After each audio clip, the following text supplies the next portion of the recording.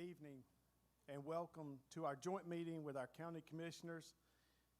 It's been 4 years since we've gotten together as a full board, so welcome to our county commissioners. We thank y'all for coming tonight.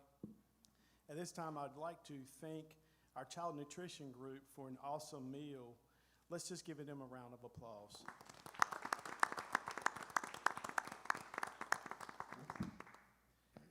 I would also like to make an announcement that all of our viewers, these presentations that will be done tonight by Dr. Bracy, Mr. Brooks Moore, and Stephen Britt will be online. They'll be hyperlinked to our agenda, so feel free to pull that and review that.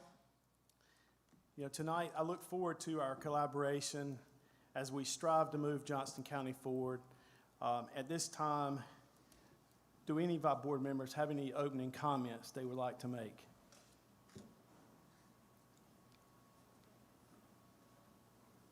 If not, I'll turn it over to Mr. Chairman Stewart. Thank you. Welcome on behalf of the Board of Commissioners, and thank you to the Board of Education for hosting this joint meeting. Commissioner Godwin wanted me to let everyone know he wished he could be here tonight, but he's home with his family as they are having to put down a longtime family pet. As many of us know, that is always difficult and emotional. We'd like to thank the staff of Johnston County Schools for their work and preparations for tonight's meeting, as well as Mr. Jim Earp and the technology departments from the schools and the county for working together so those at home can virtually attend. And speaking of virtual attendance, as everyone knows, since March of 2020, COVID has impacted all of our lives in a way that I didn't think any of us could ever imagine. I would like to thank the Johnston County Board of Education, the Johnston County Schools, including all teachers and administrative personnel, the students and families that have been working so hard to continue to support and education of our youth throughout this entire event. And of course, I cannot forget to once again express our appreciation to Johnston County Public Health Department, Emergency Service Department, Sheriff's Office, 911 Communications, Johnston Health and their entire team at the hospitals, all EMS and first responder personnel, and all county employees, the volunteers at the vaccine clinics, and the municipalities for their support and ongoing response to this pandemic. With all that said, I look forward to tonight's discussion, and also, does any commissioners have any opening thoughts or comments? Mr. I Lauder? did have one. I think Mr.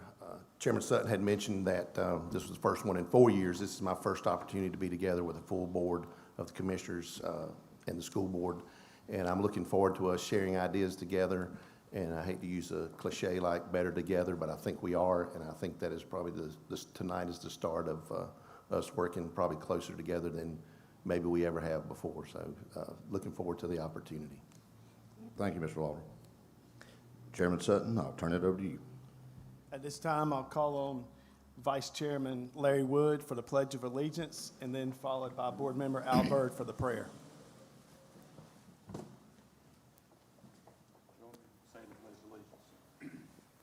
Allegiance to the flag of the United States of America and to the republic for which it stands, one nation under God, indivisible, with liberty and justice for all. Thank you. We could all bow our heads. Father, we just honor and we bless you so much for this day. For this is the day that you've made, and we rejoice and be glad in it. I pray today, Lord, even as we conduct business, help us, Lord, to use wisdom. Help us, Lord Jesus, to jointly agree that we may be able to move forward for what's best for the county of Johnston. We honor and we bless you in Jesus' name. Amen. Amen. At this time, I'll turn it over to Dr. Bracy for the virtual learning update. Just one small change to our agenda. After each presentation is over, we will open it up for questions for that presenter. Dr. Bracy. Thank you, Mr. Chair. Let me begin by saying thank you to Chairman Stewart for his comments about our staff and about the amazing things that are happening in our school system each day. I'll start my presentation by this is one of my favorite slides I think we've ever created, because the people on this screen, Chairman Stewart talked about last March. And I'll start by talking about March 14th, 2020 specifically, when all this began on a Saturday, when Governor Cooper, by one of his executive orders, shut us down for 2 weeks. That's what it initially was. It was 2 weeks. And of course, as we all sit here knowing today, we never made it back. But the people that you see on this particular slide are, we have administrators, like Ms. Mangum there from Westview Elementary School, who her and her assistant principals, and they're not the only ones, who do Facebook Live sessions for their students and families to keep them engaged, particularly when we're on Plan C, virtual learning only. And we look there, we see behind the scenes people such as our bus drivers, who have been absolutely amazing throughout this whole ordeal of COVID. They've been amazing. We see our custodians. We see our maintenance staff getting things done, making sure that our buildings and our work areas are sanitized and safe for our students and teachers to enter. We see our teachers. We see our face-to-face teachers on this screen, and we see our virtual teachers. And they've been absolutely, excuse me, absolutely amazing during this entire process. So whether our teachers have been virtual or they've been face-to-face, in many cases they've been both at the same time as we've operated under Plan B. A lot of them have been virtual and face-to-face at the same time. I just want to make sure everyone knows that the people on this screen and people like the employees we have on this screen are making it happen every day in our school system. And without these folks, we would not be able to navigate this pandemic the way we have. I think we've done an amazing job with the pandemic. Our teachers and our staff and our students have grown by leaps and bounds from where we were last March. And I can't speak specifically for where JCPS was last March, but I can talk about where we were in our district in Sampson County last March. And from what people on our leadership team like Dr. Pierce and Ms. Whittington who have been here, they talk about the transformation and the growth that all of our teachers have made since we started virtual learning. So I'm in awe of the great work that they've done for the past year, and thankful. How do we get here? I remember this day well, when Governor Cooper made that decision to shut us down, shut all North Carolina public schools down for 2 weeks. I believe, and I'm not sure where Johnston was on that paradigm when they closed, but he, on that particular day, shut all districts down for 2 weeks. And when he made that decision, all of us across the state began to scramble, because I don't know about JCPS, but where we were in Sampson County and other districts that I have conversations with on a regular basis, we didn't have enough devices to do what we're doing now, as we call virtual learning or remote learning in some cases. We talk about Plan C. All of us were on Plan C, so to speak, from March of 2020 throughout the rest of that year. So I feel safe in saying most or a lot of districts did not even have enough devices to execute Plan C properly.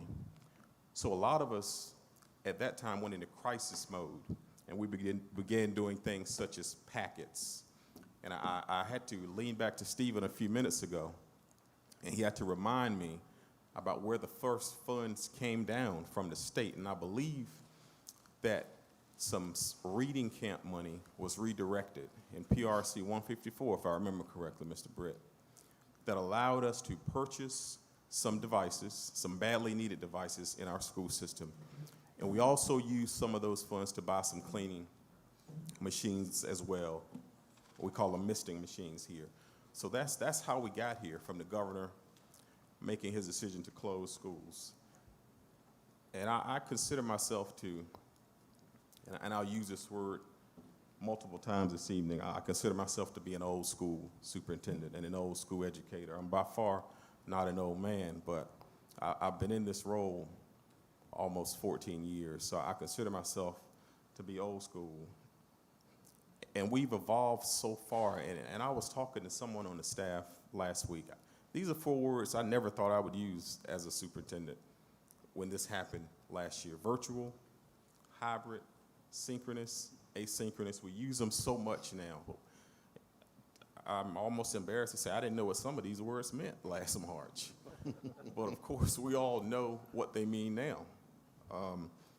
I remember we used the word synchronous and asynchronous so much from last March to now. My dad used to call me and say, hey, man, what does synchronous mean? What does asynchronous mean? He's an old high school principal. He didn't know what it meant. When I told him synchronous means live instruction, asynchronous means non-live. He said, okay, I got it now. So a lot of times we as educators use words like this, like these words and acronyms to try to make our case, and we need to do a better job of explaining it. Mr. Bracy, Dr. Bracy, Yes, thank sir. you for clarifying that. I won't show what they meant either. Of course, hybrid means a little bit of face-to-face, a little bit of virtual or remote. Yeah, I had those. I The got last two got me stumped. There's a test at the end. Absolutely. Next slide. I really want to stress this slide here. And I got this information from a superintendent of a large urban district who participated in a survey that they recently had talking about virtual and what it looks like going forward here in public education. And this pandemic has forced us to adapt new practices on the fly. And I remember when we were going through this process in Sampson, we used to use the words in meetings, and Mr. Britt probably remembers me saying this: we're building this plane in the air. And I think the entire state and probably the entire nation felt the same way. You know, I wear that old school moniker with pride. I'm a big believer and a big proponent in face-to-face teaching and learning and direct instruction. I've seen it all of my life and all of my career, and I know it makes a difference.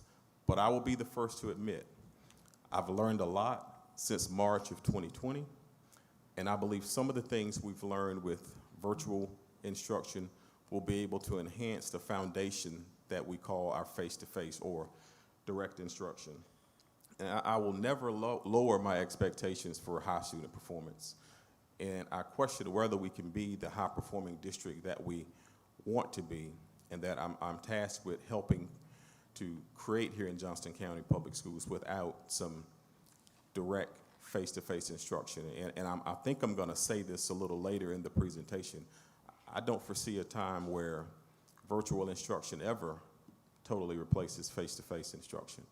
I just really want to emphasize that. I think we can enhance, we can lay icing on the cake that we're baking with our virtual programs, but face-to-face instruction still has its place. And I want to be clear where I stand on that. But I do believe technology can be a great enhancer to what we're doing. The virtual learning and really face-to-face learning, we want to offer a student-centered education within a safe environment. And to be very candid, without having virtual options since last March, particularly from last March to last June to June 30, we weren't able to offer a student-centered education within a safe environment, if not for the virtual piece. And of course, we began this school year, the 2021 school year, on a virtual mode as well. So we've been very thankful for the enhancements and the opportunities and options that virtual learning has given us. We've been very grateful for that. And we've been in crisis mode, and as a result of that, we've had to redefine ourselves and redefine our priorities as educators as well. Because when I walked into the job last July, I had no idea that the pandemic would last this entire school year, and it's going to finish this school year. We started it in August. It's going to be here in some form or fashion till at least June, probably in some form or fashion, depending how things look.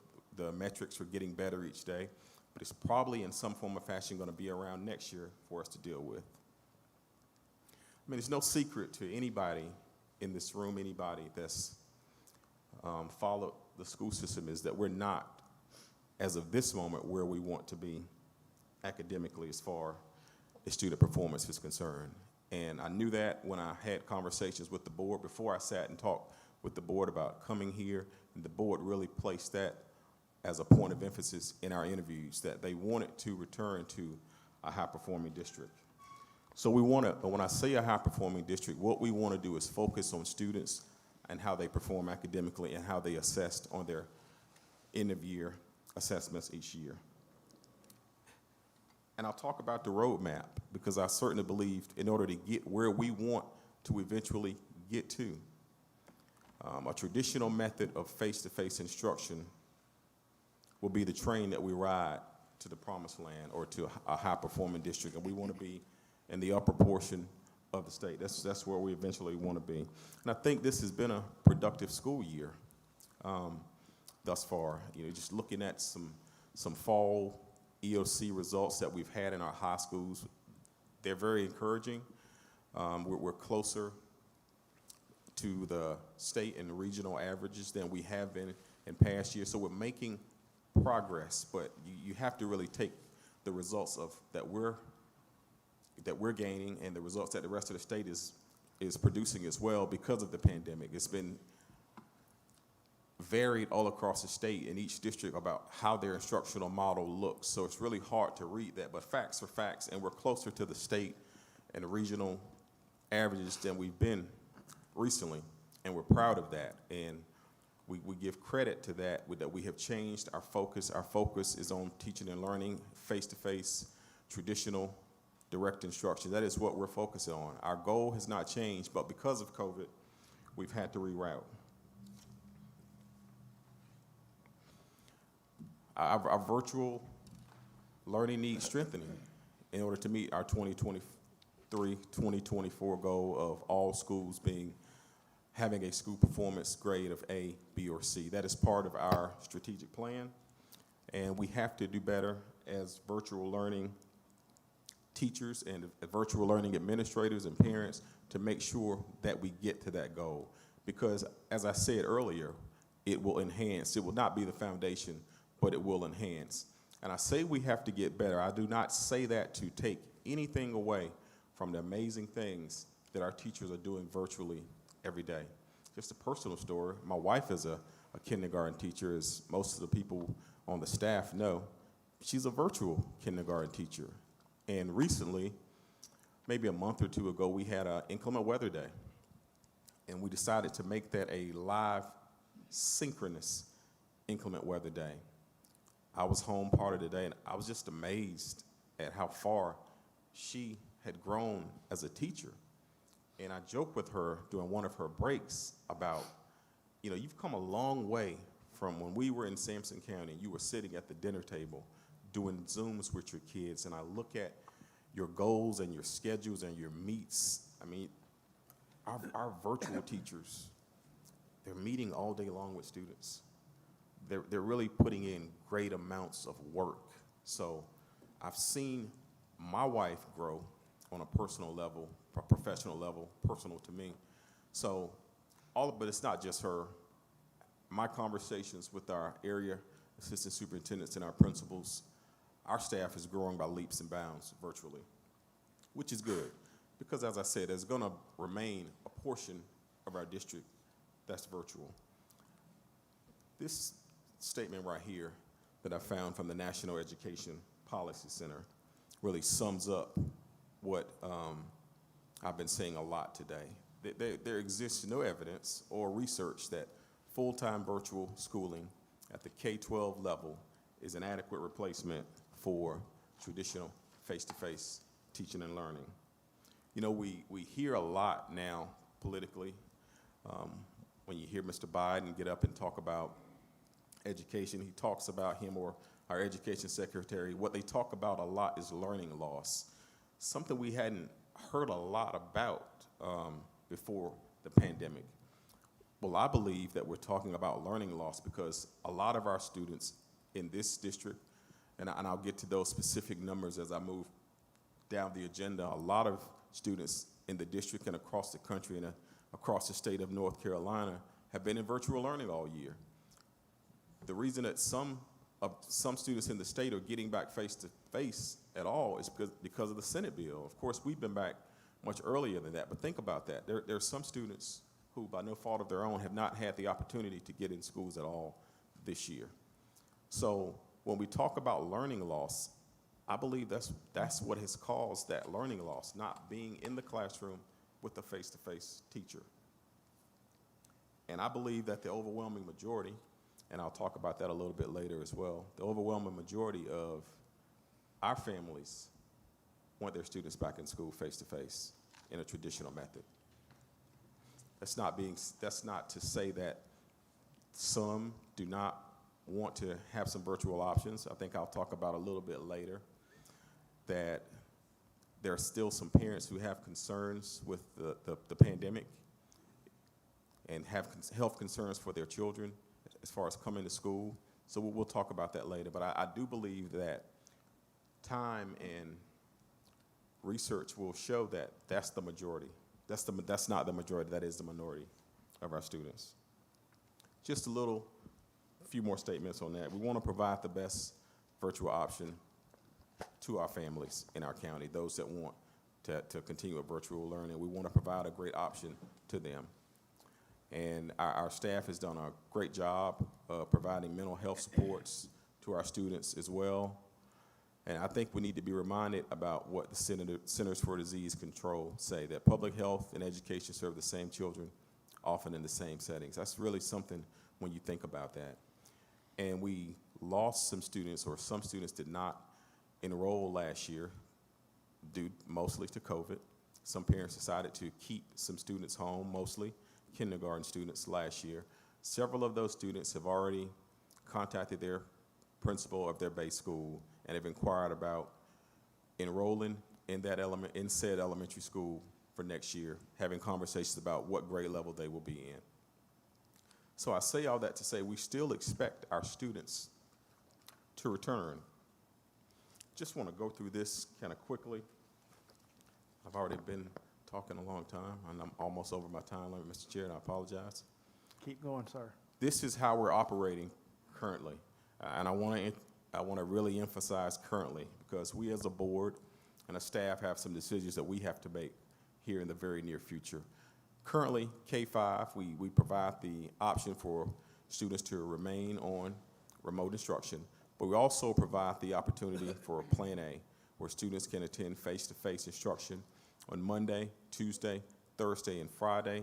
We still do Wednesday as a deep cleaning day, and it's a day for our teachers to plan with one another, because like I said, on Monday, Tuesday, Thursday, and Friday, our teachers are stretched from the moment they walk in to the moment they exit the building.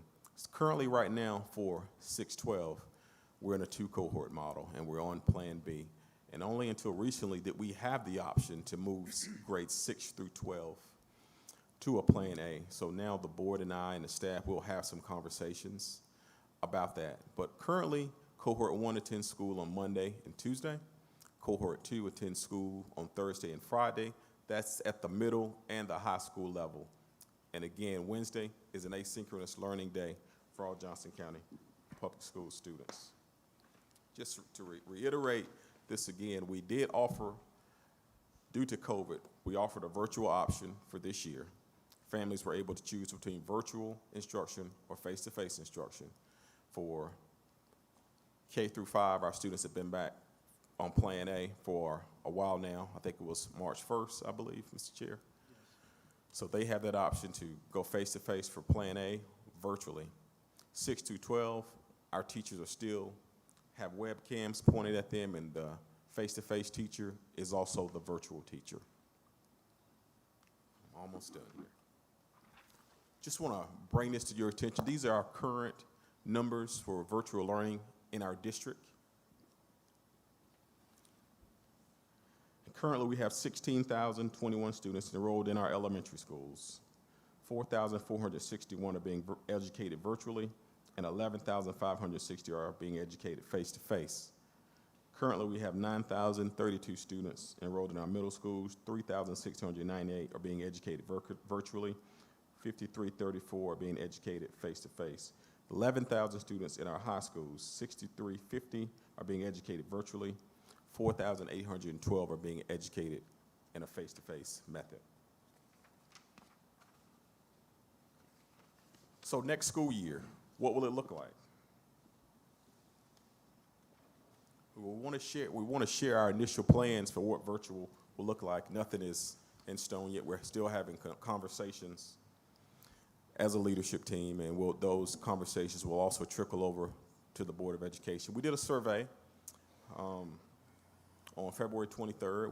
We launched it on the 23rd, and we closed it on March the 2nd. And we didn't get a great response from our parents, from our families. We got about 16% of our enrollment to respond to that, and which is 5,800 responses, and families from each school were represented in the survey. And I will spell some of those numbers out to you now. We have the percentages listed. So 64.5%, or 3,743 of the respondents indicated they would like to attend a brick and mortar JCPS school next year. 31.7%, or 1,836 of our respondents indicated they would be interested in attending a virtual academy. We had 3.8%, or 221 of our respondents indicating that they were undecided. You know, you can interpret these results in a variety of ways. I interpret these results in the following ways: that 5%, which is 1,836 of our approximately 36,000 students, are interested in being part of a virtual school next year. Because I believe had the parents that got this survey been interested in virtual, they would have filled out that they want to be part of a virtual academy next year. I think this gives us great evidence that most of our families are intending to walk back into a brick and mortar facility next year.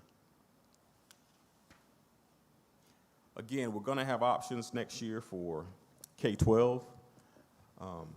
What that looks like, we haven't finalized that. We have not launched the application for the virtual portion of our schools for next year. Well, we should be doing that soon. We're going to have conversations later this week about what that looks like and what the options are. There are many options for us to choose from. Several platforms that are available. Vendors contact us all the time. So we're going to have those conversations. And as I said earlier, there are some families that still have great concerns about COVID for next year. But from my conversations and conversations that I have and the staff has with the principals regularly, those concerns are reducing greatly by the day as the metrics improve and the results of the vaccinations continue to grow. So I think concerns are lessening as far as next year's concerned.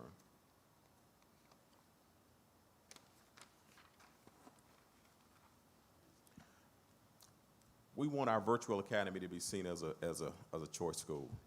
You know, many of our schools are currently capped, and our virtual academy will probably only pull a few students from those overcrowded schools. I say that to emphasize we will still need to fund additional school buildings in the future, in my opinion.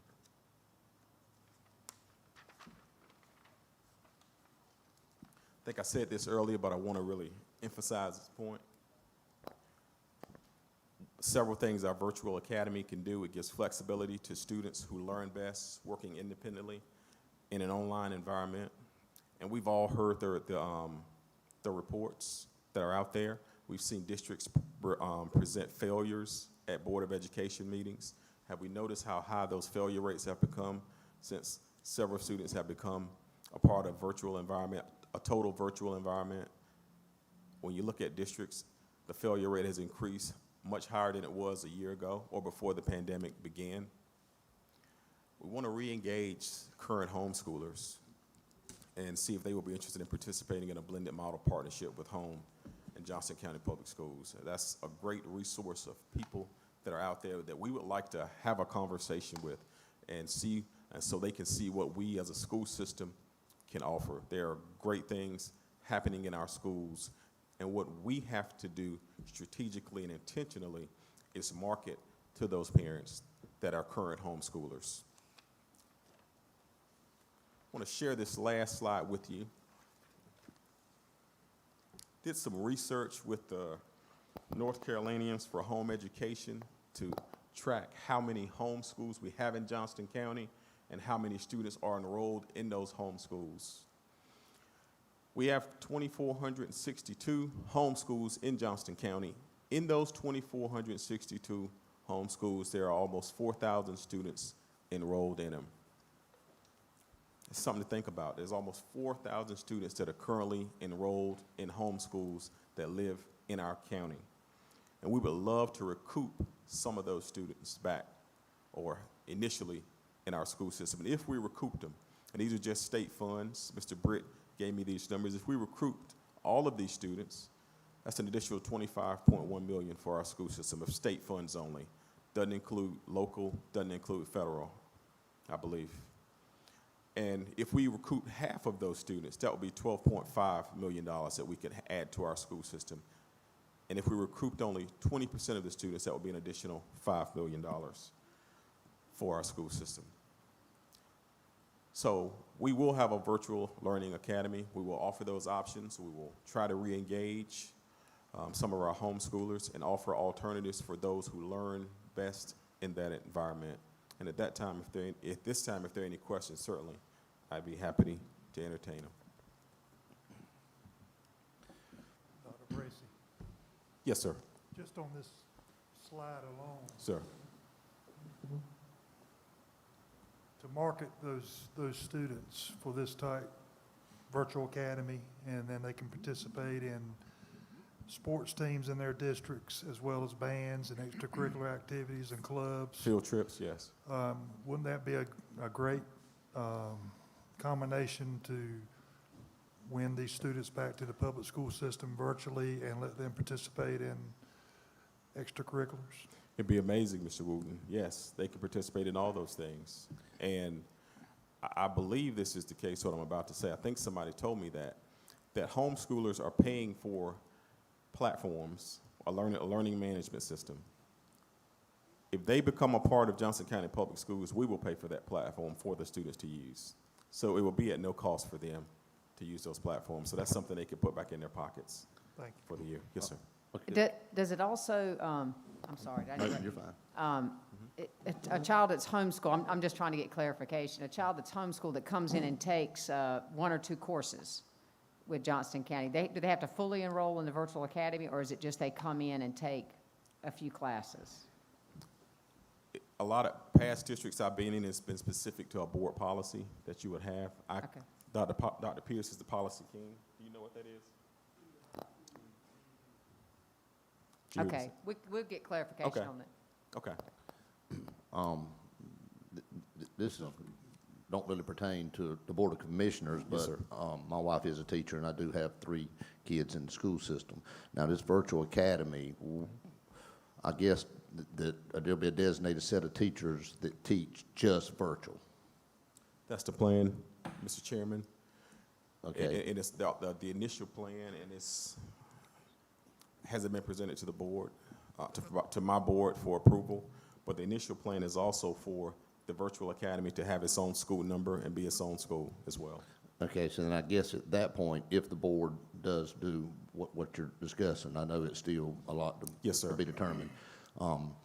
Then our next school year, our teachers now that are teaching both virtual and face-to-face will no longer do any type of virtual. That is the plan for it to work out that way, yes, sir. Thank you. Dr. Bray, excuse me.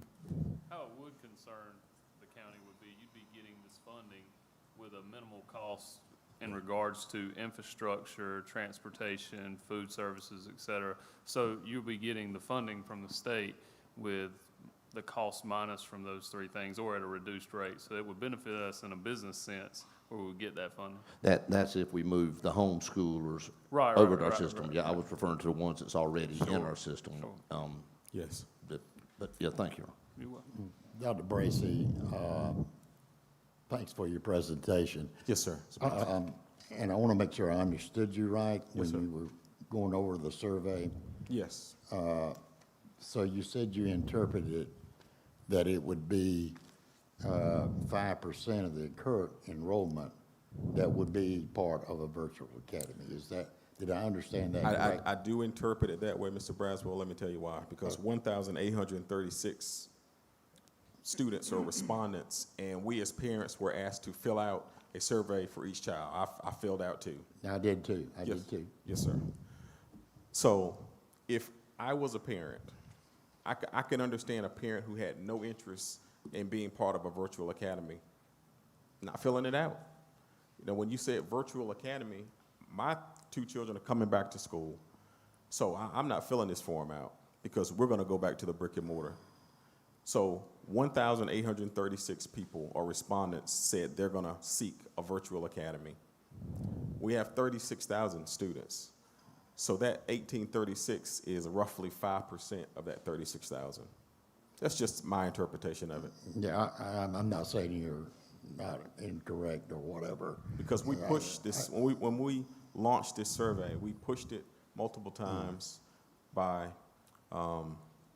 electronic call, ConnectEd, and we also pushed it multiple times on social media, all of our social media platforms as well.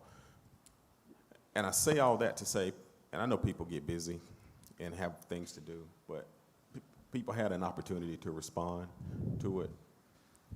And we had 1,836 that said they want to go virtual. And I'm also aware, Mr. Braswell, that's a snapshot. That's a moment in time. I'll be very candid about that. That was during that window of February 25th to March 2nd. That's how people felt during that time. I'm sorry. Just as a follow-up, Yes, sir. was the respondents' return basically the same as any other survey that you may have sent out there in regard under the same guidelines? We've had higher responses for other surveys. Yes, sir.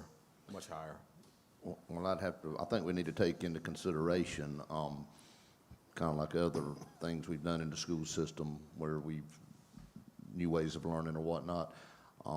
Once, a survey's a survey, but once you actually, and if this board chooses to do that, actually implements the policy you're talking about, then the word gets out a little bit better. They see how it works. I think some parents and kids, talking to their friends and their neighbors, I would think that it would go up, enrollment would go up once it's actually in place, if that's what this board chooses. Very well could, Mr. Chair. Very, very well could go up. Once we roll out and we select a specific platform that we're going to use, it could go up, or things could clear up even more as far as COVID is concerned. Students may miss their friends being at school face-to-face, or it could go down. We really won't know concretely until we launch that application. So I understand the perspective that you're taking on it, but we won't know really on a concrete basis until we select a platform, present it to the board, decide an application window, decide a due date, and launch that application. It's probably a question for Mr. Britt, but I'm assuming that there's not that much cost into this virtual. I'm assuming everything's already been put in place with money we've been operating on with the last year with the virtual style.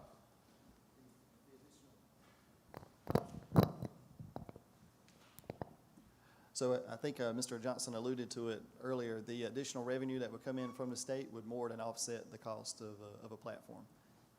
Thank you. And to go back to your previous point, if you look at the historic trend of virtual academies in the United States pre-COVID, we're talking they roughly came on the scene right around the year 2000, and they come from, correspondence courses to online courses. If you look at the historic enrollment, it's increased up into about, I think it was 350,000 from what I was reading in 2018, 2019. Now, I'm not sure how credible that source is, but in looking into stuff like that, if you see enrollments on the rise, and Johnston County being as transient and as growing as we are, you're gonna see the need for a virtual academy. So I think it could be right around 5 or 10%, or it very well could exceed that at times. So I think that would be a good baseline, more so than what we're doing now is what we were doing prior to COVID. And what are other districts doing in the United States? What's their percentile? Are they 5%? Are they 10%? What are they? I think that would be more of a metric we would need to look at. Let me just address that for a second, Mrs. Johnson. It's not specific, but I did talk to a colleague this morning. His district is about 15,000 students, and I asked him how many are enrolled in your virtual academy. He said pre-COVID is about 300 a year. Right. Very small number. Sure. It's an application process, and virtual learning, as he said to me, and I already knew, is not for everybody. Right. Everybody doesn't thrive in that environment. So it will be interesting to see what that number ultimately will be. Right, and you mix that with, you know, the societal expectation of, I Correct. want my kids to intermingle, and I Certainly. need someone to watch those kids. So that number will be dynamic, but I think that the best course would be to look at districts and the size and stuff like that. But we'll have our own, I'm sure we'll know good in a year, only time will tell. Yes, sir. Well, we have certainly had experience to go on in this. Is it on? It is. Okay. You know, I would base, my thought process was that, you know, when I saw that number, you know, based on the input we have had over the past almost year now, is the fact that the majority, the vast majority of parents have insisted, even in the face of COVID, that I want my kid face-to-face. And I don't really see that changing that much once we have COVID under control. You know, virtual education, in the way I have seen it, in terms of input, and we've had plenty of input, and y'all may have too, about face-to-face. Virtual education works best in a 9-12 environment. Yes. It's going to be a very small percentage of students, K-8, in my opinion, that will even take advantage of it. It'll be a rare child. I mean, we have certainly heard from the K-5 families and everybody else for that matter, I want my kid back in school. So I think it's a very real number that the superintendent's talking about. So I think that is, while it will probably grow at some point, I think right now we probably will see the bulk of our students back in a brick and mortar school. And, and I was part of a virtual education, and there were many days I would have loved to take that child to a brick and mortar school. I've been done with it. And the other thing that I wanted to bring out, and I hope you all noticed this in the superintendent's presentation, school year 23-24, all schools in Johnston County will be an A, B, or C school. Mr. Superintendent, how many are D and Fs now? 16, 18? No, 14 are low performing right now, according to the 19. Mr. That's, Carroll, I had that as one of my notes that I was going to ask him, so I'm glad that you're talking Well, about that. I wanted to have a better understanding of the This ABC system. this is what we're about, is the fact that, y'all want schools that attract people for economic growth in this county. You know, we want schools, and of course, these are one and the same, but, you know, our goal is we want our students to leave this school system prepared as best as anybody in this state to go out there and compete for a place in a college or university or community college, whatever profession they choose. But I think it's significant that we point this out in this public setting that, you know, with what we've been through, that there's a commitment here. And I'm assuming this is the superintendent, the principals, and our teaching staff have all agreed in 3 years, we'll have our schools, the worst school is going to be a C. And I, for one, like that kind of information. I wish it would happen next year. I'm a little impatient about things like that. But we know where we have been and we know where we can be. Sure. And he is putting it out there tonight that we will be there. So I want to make sure we didn't miss that. Mr. Carroll, now that you mentioned that, does anyone have any examples of what's going to be implemented to get us to that goal or situation? Yeah, we're getting organized. We've got a finance director back there that has got our finances in order. Dr. Bracey has hired a curriculum instruction person that I expect, as a board member, to make sure that our teachers and our principals know where we're going with instruction and that we provide them framework to do that with, pacing guides, stuff that they know what they're supposed to, you know, to help them. Now, I'll back off and let the experts tell you, but that would be what I would think. I think you nailed those, Mr. Carroll. you know, in every leader and every superintendent has their own style and their expectations and things, we call them look-fors or non-negotiables. My expectations are we improve academically from where we currently are. And Mr. Carroll mentioned the staff, we've done some reorganizing, and we're going to do some more before the year ends. And we all share a like philosophy. That is, it is extremely important how your schools, you as a principal, you as an area superintendent, how your schools perform. And that is how you will be judged and evaluated. It's called accountability. And that is the expectation that we will increase our current academic performance. We're going to have pacing guides for every subject. We're going to have district-level benchmarks for all of our subjects, our testing subjects going forward. We're going to have conversations about our data, how we're doing, so we can compare across the district, across our feeder patterns, all of that. We're going to put accountability pieces in place to make sure we get there where we need to be. And this is my third district. I've done it. I've installed all these type of pieces in every district that I've had the opportunity to lead, and we've had improvements. I mean, I don't want to keep referring to Sampson County, but we made drastic academic gains there. Just drastic academic gains. And I don't have any doubt that we're going to make those same gains here. And I referenced a little earlier, and I wish I could be more specific, but I can't because I believe that data is embargoed. But where our high schools were in the fall, and I know it's been a odd year with COVID, but we're right there with the state average and the regional average for our fall EOCs. I was encouraged by that. I really was. And is it where we want to be? No, not hardly. But I think it's progress. I truly think we're making progress. And I also believe, had we been in the building face-to-face 5 days a week, we'd be further ahead than where we are now. I don't have any doubts or questions about that. But COVID is what COVID is. It has derailed us here in Johnston County like it's derailed and hurt districts all across the country. And I'm going to use the word learning loss yet again. There is a reason that there's been great emphasis on finances to come to districts for our summer learning program to address learning loss, because the entirely or solely a 100% virtual environment has not helped us get where we need to get to, not just us here in Johnston County Public Schools, but across the country and across the state as well.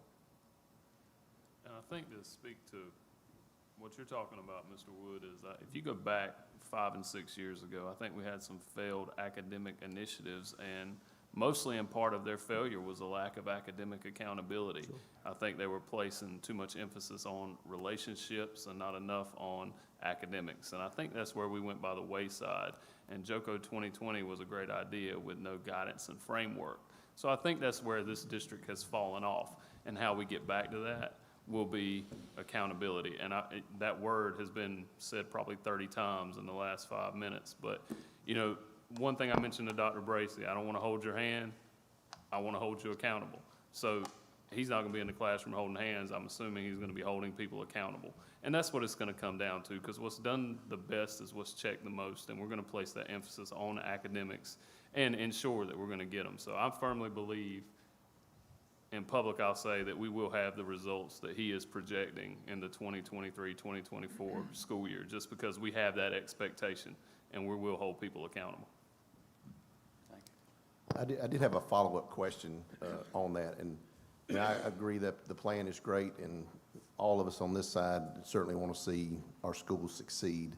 My question is, as a commissioner and responsible for at least partially supplementing the fund, maybe not responsible, but that's what we do, is what is the dollars that are tied to achieving those goals? As a commissioner, getting it 1 year at a time has not seemed very successful way that has been approached in the past.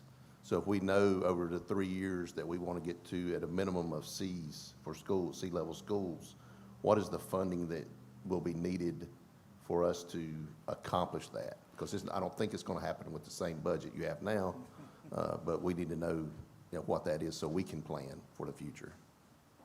Well, Mr. Britt is going to talk about budget before we end tonight, his part of the presentation. And I don't know if he has a specific dollar to give you tonight, to be very candid with you.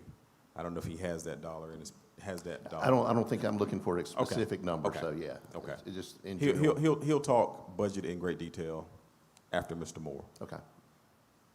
So help me understand, this is part of curriculum?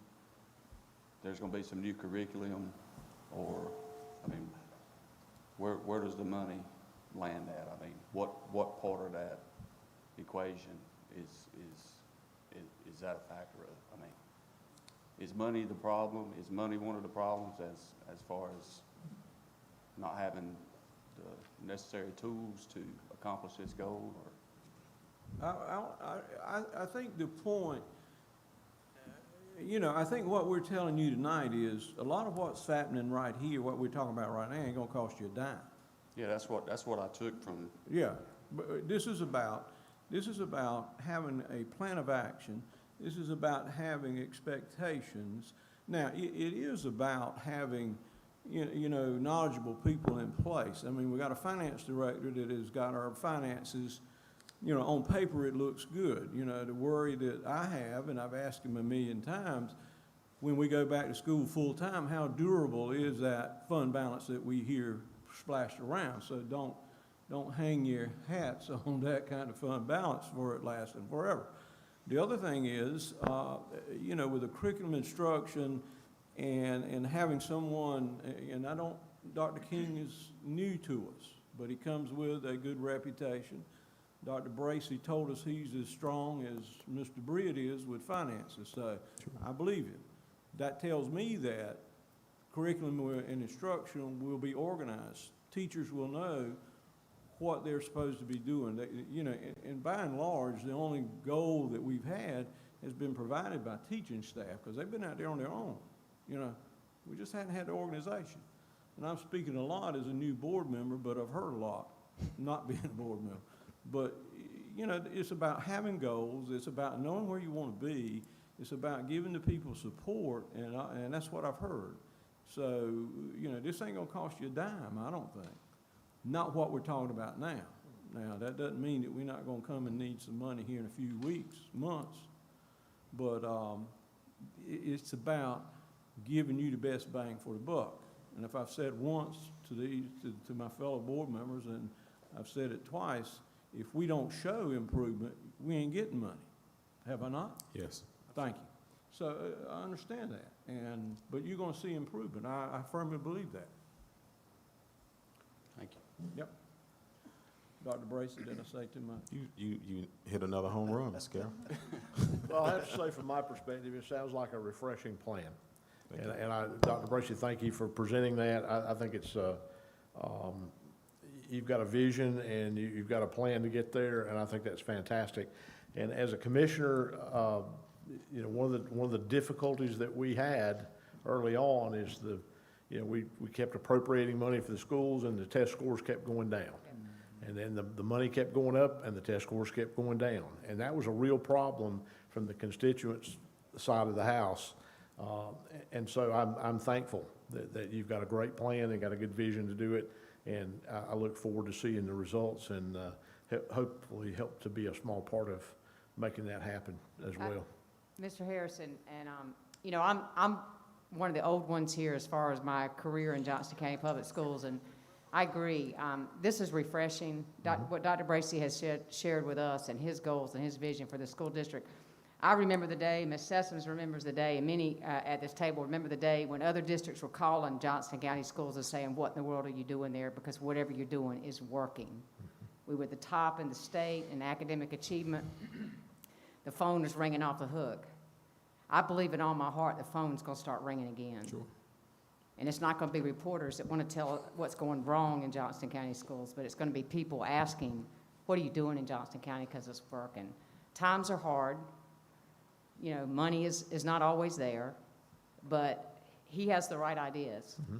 When you hold people accountable, when you have non-negotiables, when you put what's best for students first and foremost, When you stress academic achievement, good things happen. And that's what's going to happen in Johnston County Schools under his leadership. And he knows he's being held accountable for it, but we all are. And we just appreciate your support. But it is I feel certain, a new day is coming. You know, we've got to get through COVID. We've got to get through the learning losses that have taken place this school year. But we're going to get there. We're going to get there. And the phone's going to ring again, asking what's going on in Johnston County. I'd just like to say, Mr. Wood, when we get to Mr. Britt's part of the presentation too, just comparing some of the counties surrounding us for per pupil expense, you'll see a major difference in what they did in Sampson County with a little bit more money. But also, Mr. Harris, the achievement was there. They took it from a low-performing school district and increased it to one of the top districts in the state of North Carolina. So money does have a little bit of play with that as far as curriculum and everything else, but Dr. King is assessing that right now to make sure that whatever we do put in place, those dollars are spent very wisely, but more importantly, to get the achievement that we're looking for. Well, That'd be great. and I just want to say, is this on? Okay, great. I just want to say, as Lynn, Miss Andrews said, she and I both are old timers. And we both, as retired educators who came up through the system, I can vouch for this plan. When I moved here in 1991 to Johnston County, this school system was in the bottom third of the state in terms of student performance. And we had a superintendent by the name of Dr. Jim Cosby that I'm sure some of you remember. He came on board and he used the very same processes and strategies that Dr. Bracy just described with pacing guides, benchmark assessments, and accountability. And when I retired in 2012, we had consistently, for a number of years, been in the top 20 school districts in the state in terms of student performance. And that's what caused our phones to ring. That's what caused people to come to us and say, what is it that you're doing? And Dr. Cosby reminded our staff on a regular basis that education drives the economic success of a community, and that that's what we were doing. And even as a second grade teacher, I got that what I was doing was going to make a difference in the economic sustainability of Johnston County. So it has been done before here, and I know that using these same processes that we used in the 90s and then throughout the most of the 2000s, it will work. And I say that because not just have I lived it, but because I believe it. And this county is more important to me than the county that I grew up in. That's why when I retired, I didn't go back home. I love Johnston County, and so that's why I am on the Board of Education, to make sure that this happens again. Yeah, I appreciate Mr. Carroll and Mr. Bracy. Results is a powerful word, and it's something that I have high expectations looking forward to. Thank you. Thank you, sir. Any other questions for Dr. Bracy? If not, we'll take a 5-minute break.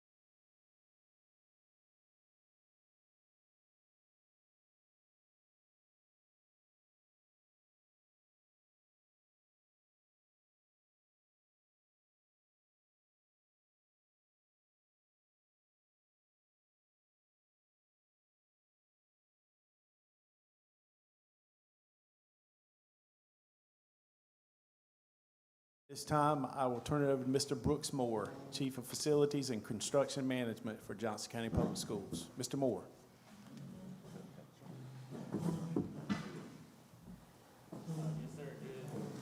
Good evening, everyone. It is good to be with you. I certainly appreciate this opportunity to stand before you. We joked in the break. The engineer gets to come up behind such a great speaker. So lucky me. I mean, I do math with letters. I'm not a speaker. So anyway, before we go forward, let's just look at where we are now with our current bond, our 2018 bond referendum. So I'd like to highlight some key projects within that one that are now complete. The 24 classroom addition at Corinth Holders High School. We added about 400 seats at that school. District-wide, we pulled off a vital security vestibules project, which kind of locks down our front entrances and our campuses and stuff and makes them much more safer for our students and staff. We actually replaced some tracks, West Johnston, South Johnston, Triple S, tennis courts at South Johnston, bleachers. North Johnston High School, we pulled off an entrance improvements project, and as you know, a large part of that was the ADA improvements. That school was definitely built before ADA was a thing. There was poor access, but now there's not. So turf field at Princeton Middle High to accommodate all the middle high sports teams, soccer, football, also the Princeton Rec League. I was hoping Mr. O'Neill was here. He'd like that piece. And then at Clayton High, we kind of removed a hodgepodge of old buildings and constructed a multi-purpose field house. There on the bottom, you'll see kind of our year one, year two expenses, right on track with what was sold. And I definitely want to pause and thank Ms. Lassiter and Mr. McLam and all of the county finance team. We meet about every quarter, every 6 months or so, but it's great to kind of just discuss where we are, what's coming, budgets, and just how much we need to sell and work on. So we've worked well together. We are under construction still at Clayton High with the CTE building, which is the ag shop, carpentry shop, and all of that building, completely renovating it. Coming up in August, I look forward to seeing you all again as we dedicate Thanksgiving Elementary School. And we just recently started on a roofing project at Wilson's Mills. And we're continuing on. We have 4 more projects currently under design, out for bids, more classroom space, a roofing project, and a gym, and the auditorium. And then coming up next year, in our final year, we will utilize the remaining proceeds to accomplish more capital projects. So, where we're going with our upcoming bond capital needs, I want to note that I look forward to and plan to, you'll see coming up, but a more transparent, itemized breakdown of needs, annual list with project supporting data that shows exactly budget, project, where the money is going to go every year on a capital basis. We've mentioned and definitely touched on the virtual piece, but this time I'd like to pause my part and then introduce Mr. Mike Miller. He is with ORED Numerics. That is a tremendous asset that helps us plan our growth needs accordingly. He'd like to highlight a few quick growth items for us. Mike. Thank you and good evening. It's nice to be back in Johnston County. My firm was responsible for the forecast that you see in your package. It's that familiar green and yellow and a lot of red document. It's a 10-year forecast by school level, and I just want to briefly talk about a few of the highlights in there.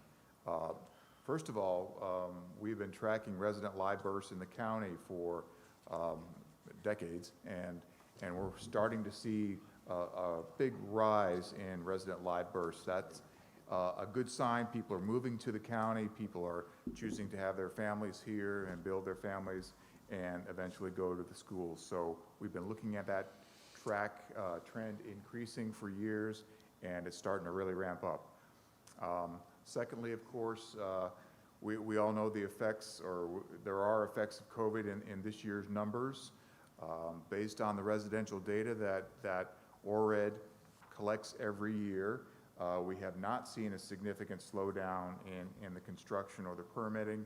We're currently tracking about 14,000 permits per year, keeping up with how those are built out, the rate of built out, where they're going, which districts are going to be impacted, and we haven't seen any significant signs of slowing so far.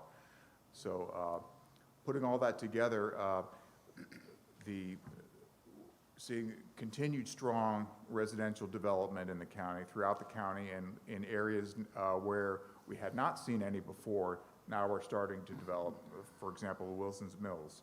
So we're continuing to see that influx of families to Johnston County to make their homes and to go to schools. And I'd be glad to ask after the presentation any questions you may have on the forecast, any details. I'll be glad to answer if I can. Thank you.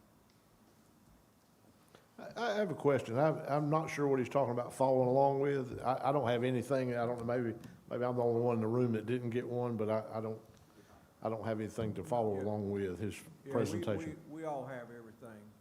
I don't know Well, as long as you got it, that's all that really matters, isn't it? Nobody has anything. Nobody has Mr. Okay. Harris, Mr. Harris, they'll be linked to the agenda. I was looking the same thing. Okay. It'll be linked My to the agenda. apologies. I thought it was So are you taking questions now, or are you waiting till after the presentation for questions? after Mr. Moore is Okay. finished.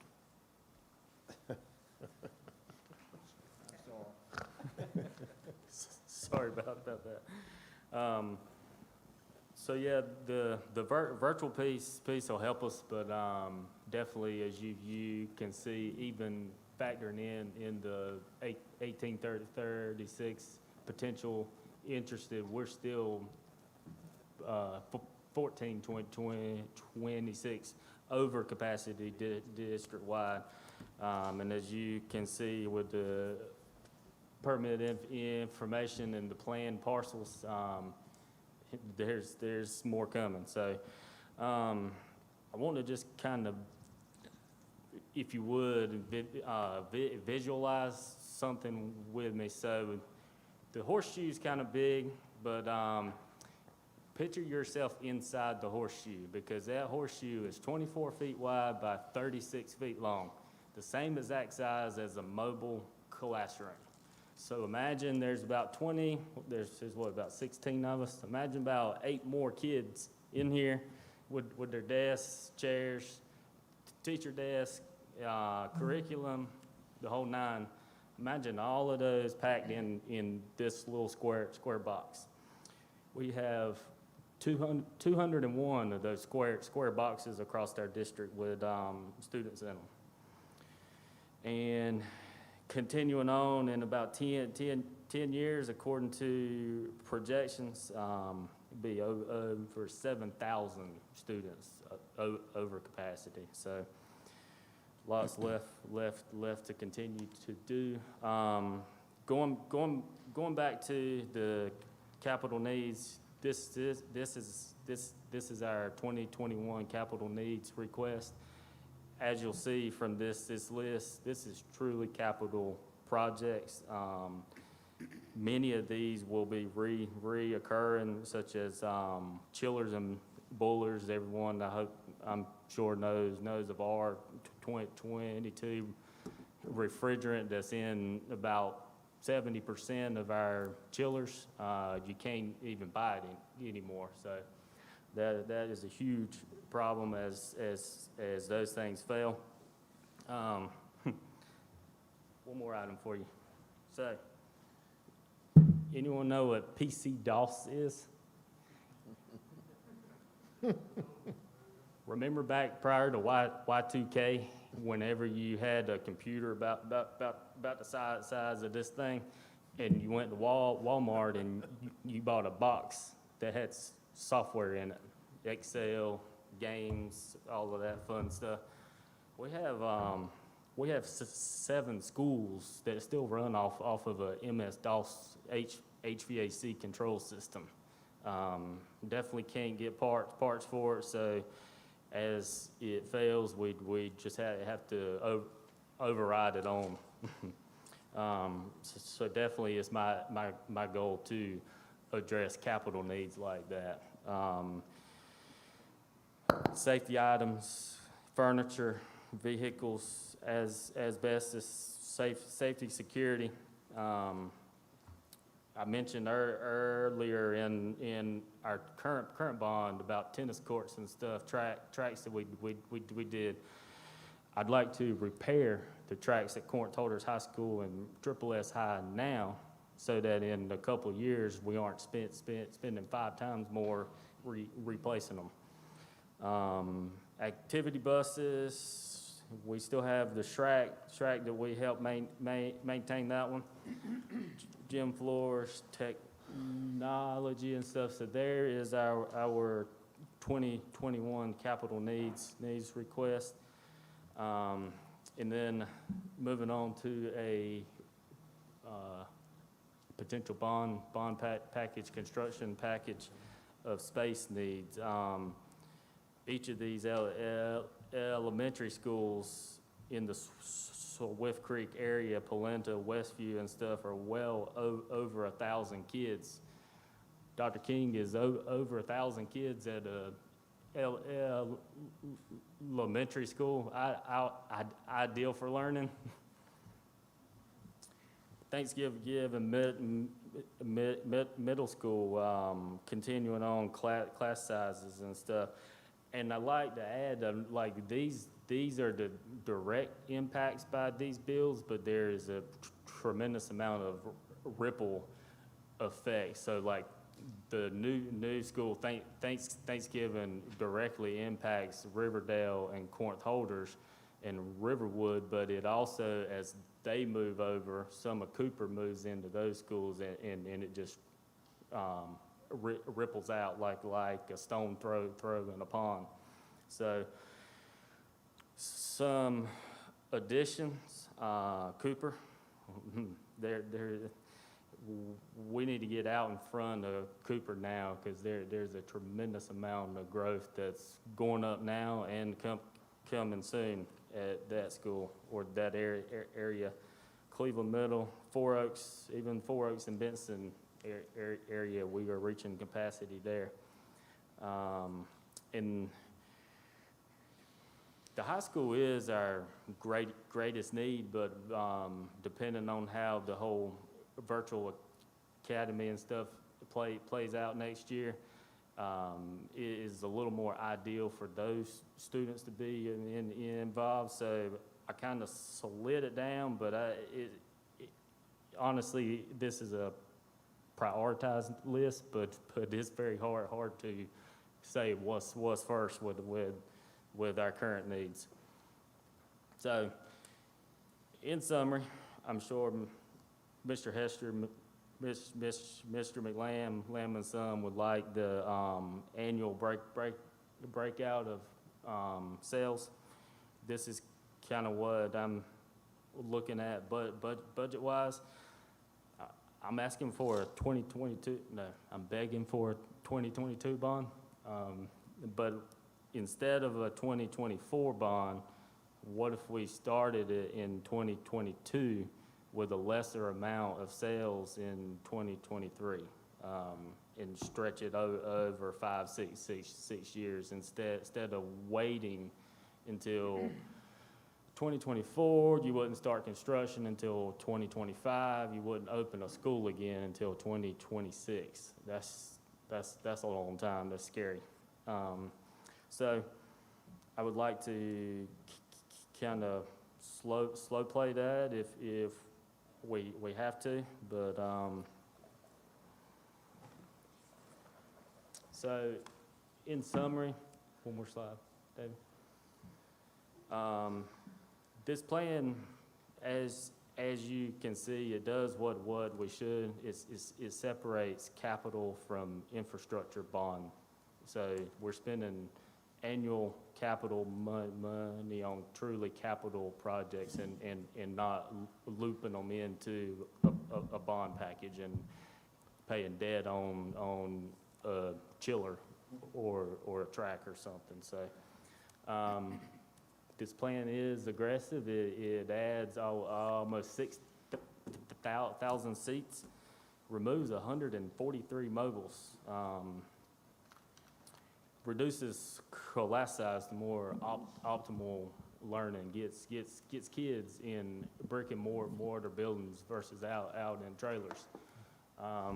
And it also, as you can see, that there's I'm not asking for 5 schools, I'm asking for 3, but building out others, which is more prudent and more efficient with our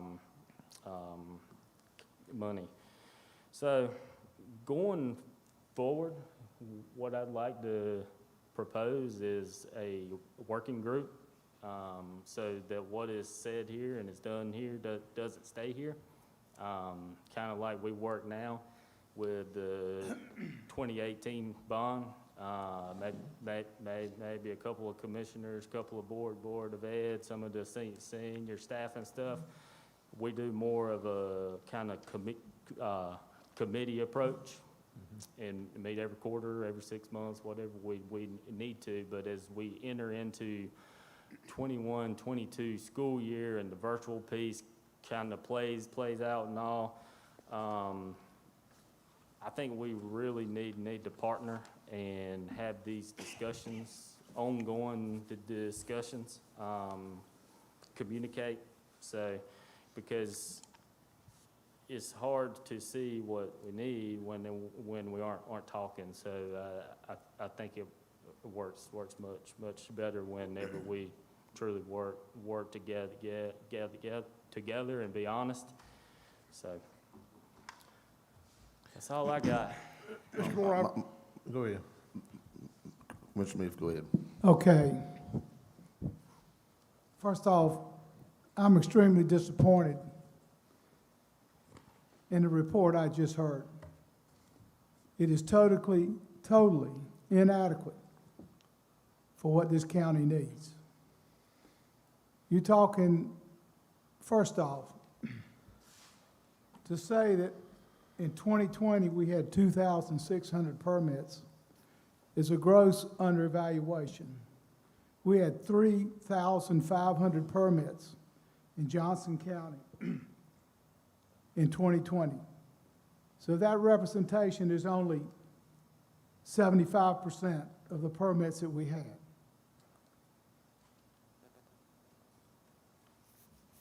Sales volume of new homes coming to Johnston County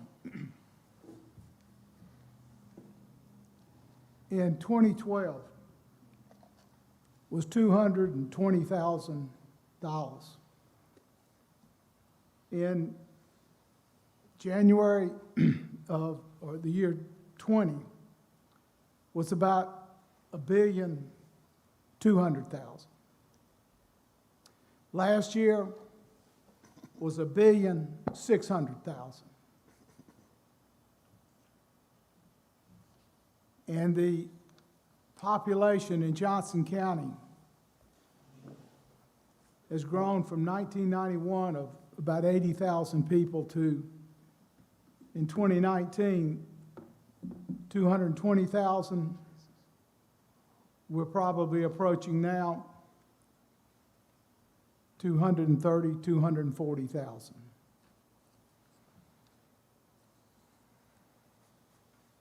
When we're talking about $2,700,000 of capital repairs in 1 year, and a bond capacity, as I understood this, over the next 3 or 4 years, or 3 or 4 or 5 years, of about $150 million.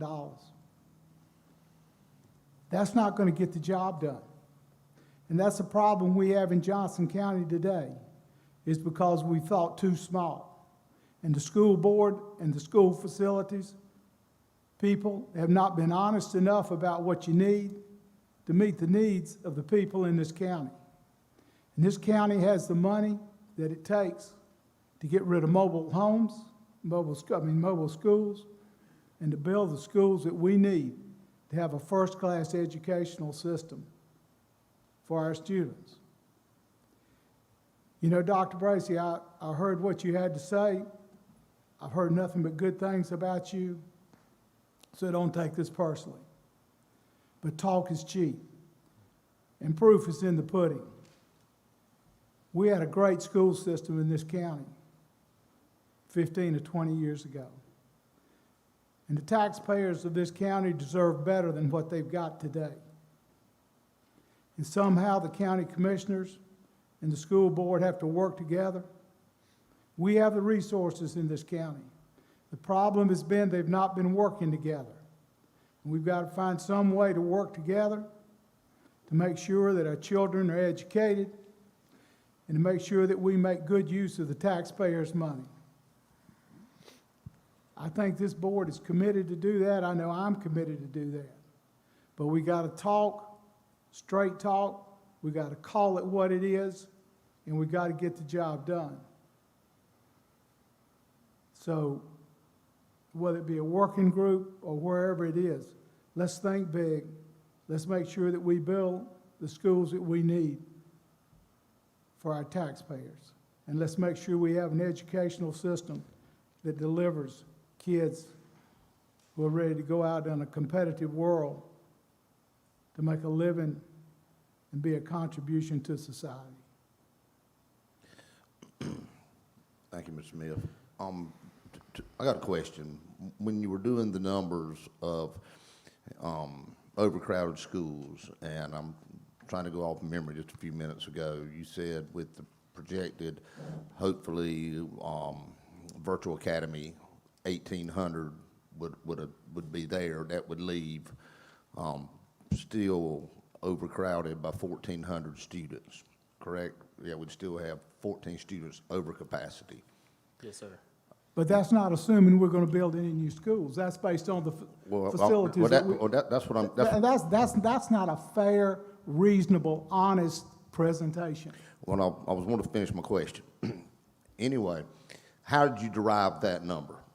Now, how do you derive when you say overcapacity? You take the total number of actual desks we have in Johnston County, correct?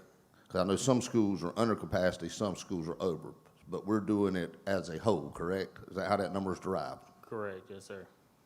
Number of desks in every classroom versus number of students that are in our classrooms in Johnston County.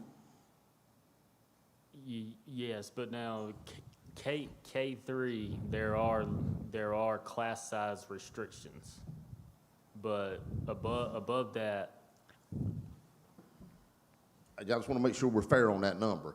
And I guess also, is that number, when you're saying overcapacity, that is basically what we have in our mobile units, correct? No, sir. No. No, sir. No. Can I go on, Chad? Yeah, yes, sir. All right. you're anticipating how many new homes are gonna be built in Johnston County in the next 10 years, right? Absolutely. Yes, sir. Okay, and then you're figuring how many students, or it has how many students are gonna come per home, and you have a factor Right. that does that. And so you took that factor, projected how many homes were gonna be built, and said, we're gonna need classrooms for that many students. And if we don't build schools, we're gonna be that much over capacity. Is that right? Correct. Yes, sir. Okay. Well, that's not gonna happen, because we're gonna build schools. So that's an inflammatory statement. We will be building schools, and what we've got to do is work together to figure out how many we need, where we need them, and get the job done. And we really need to find out how to eliminate the mobile classrooms. And unless we have a plan, because if you don't have a plan, if you don't know where you're going, any road will get you there. Unless the school board and the county commissioners at least come up with a plan that says, if we can do this, if we have the resources to do this, we will have the schools that we need, we will not have mobile classrooms. I've never heard anyone give that number or give that plan. I can. I certainly can. You can, but have you given it to the people on this side of the room? I have not, no, sir. Okay, so at the end of the day, the way the school system laws in this state are built is to have a conflict. It's a built-in conflict. And we need to recognize that.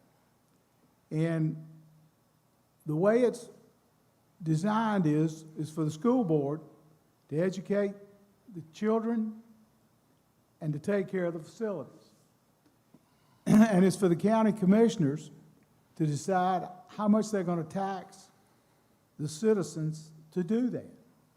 So we're charged with making sure that the money is well used and that the money is well taken care of. The school board is charged with using that money to educate the children. It's like in a company, it's the sales department and the credit department. There's always a conflict. So that's what we have to do, is work together and figure out, what is it going to take? What's it going to take to get where we need to be? When I ran to be a county commissioner, I said, I want to make sure that we have a way to eliminate all the mobile classrooms in Johnston County. And I meant that. And I want us to find a way to have a plan to do that. Because the growth that's coming to this county is just, we're not going to be able to stop it. And we've got to build the infrastructure to take care of that growth. Well, most certainly, when we're talking about spending hundreds of millions of dollars, that's not going to get my attention unless there is a solid plan. But one thing that I have heard here tonight repeatedly is, and I understand the pandemic's not going to be here forever, but I've heard the unknown, we're unsure, we're not certain, we're going to try this. So when you're spending hundreds of millions of dollars, and I hear those terms repeatedly over and over and over again, I want some certainty. I want to know where we're headed as learning. All that matters. And when you're talking about a 2022 versus a 2024 bond, that plays into that. Because keep in mind, we can vote on setting a bond on even number of years that the legislature put in place. But we can't pass the bond. It takes our citizens to pass the bond. Now, you're going to ask people that's been educating their youngins from home, their kids, been feeding them, not been using our facilities for over a year, and as we've said, we don't know what it's going to look like next year. And then you're going to ask them to go in 2022, next year, and say, hey, we need a couple $100 million to start building schools. It's a mindset thing, so we just need to be careful. Once again, the words unknown have been used quite a bit. Mr. Moore, could I go back to your presentation in regard to the bond. So you are saying in your proposed estimates that you would want to see a 2022 Yes, sir. bond?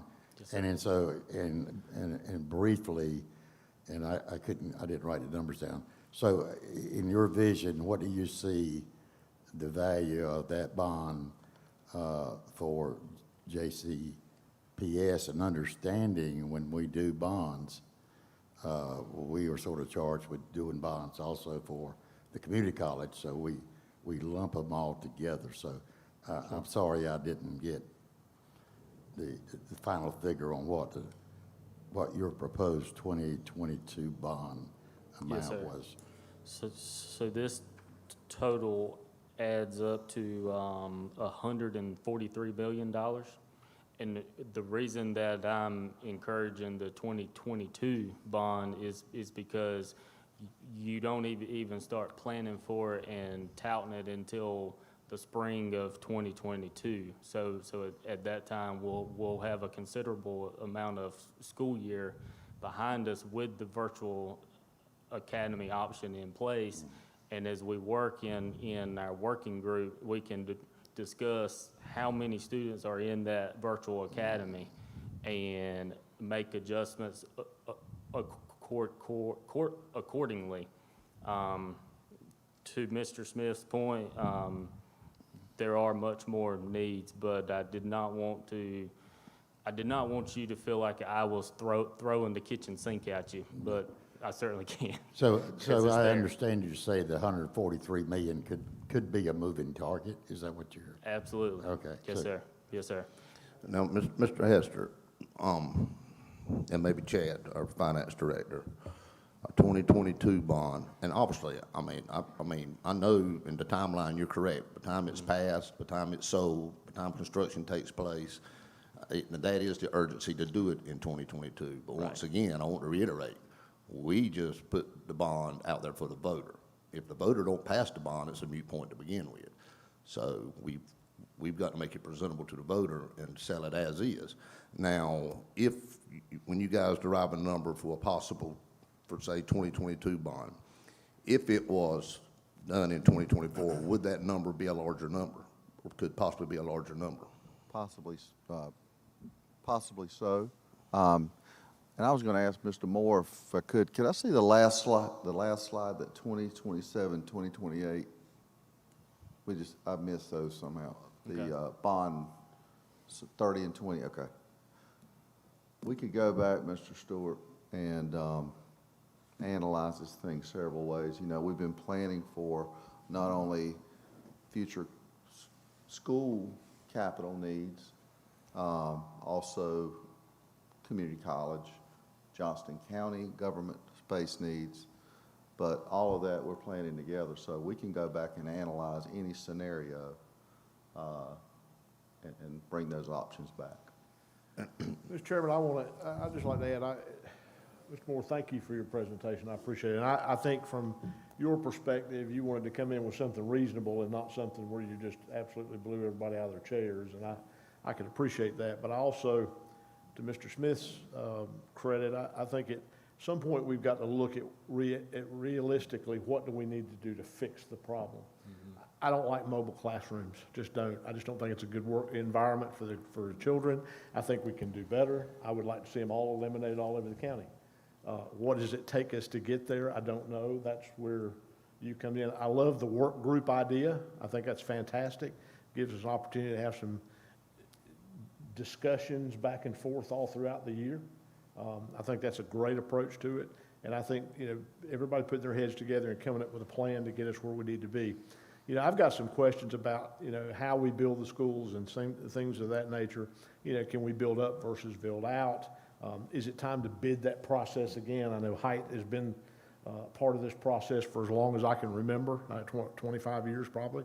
Those are some questions that may not need to be answered here tonight, but just some things that come to mind that I would like for us to look into. But I do think it's time to fix some of these problems and move forward. And let's stop the overcrowding problem. If we're building schools that 6 months later they're already overcrowded, that's a problem. Okay, let's build for the future. We know the county's gonna grow. We know it's gonna continue unless we build a fence around the Johnston County, it's not gonna stop. So we might as well put ourselves in a position where we can properly educate our children, give them every advantage they can to go out and be competitive in life. With Dr. Bracey's vision and the school board's vision, I think we're all on a good path to move forward. And now we've got to do our part and figure out how we're gonna get these kids out of the mobile classrooms and get them the adequate facilities they need to do a good job. Thank you. Once again, I've heard plan, and that's what we definitely gonna need, a good plan, because one thing I'm pretty certain of, everybody in this room wants classrooms, don't want overcrowded, don't want mobile. That's clear across this room. But I don't think anybody in this room wants to go broke, don't want to have to raise taxes, and would possibly like to reduce the tax rates on our citizens. So back to the plan, it's going to have to be a good plan, and one can be done. One can be done. I mean, there is a plan, and as Mr. Smith reiterated, now's the time to do it because we're in good financial shape. But we definitely need to do as suggested and meet and bring these numbers to the table and answer some of your questions about up, out, and the cost of what it takes to build schools. And Mr. Chairman, let me add one other thing to that. It's time to start doing and stop talking. Bingo. And I understand that, and I'm all right with the plan too, but I don't think you can get a plan together unless we do something monthly. We get a group together and meet monthly. And I didn't want, Mr. Moore, I know you were probably gonna bring this up, but you didn't bring it up in this presentation. Let's not forget the $130 million needs assessment to our existing facilities as well. And I agree with Mr. Smith. We need schools, but we also have to look after the schools that we already have on the ground. What number was that, Mr. Wooten? $130 million. In just renovations? And just renovations and chillers and things that need to be replaced. Mr. Moore has addressed $2.5 million of a very large number. But I think we went to the LGC and borrowed $30 million to take care of some of these needs a couple years ago. But there's still $100 million in things that need to be fixed in our existing facilities that needs to be taken care of, along with building schools.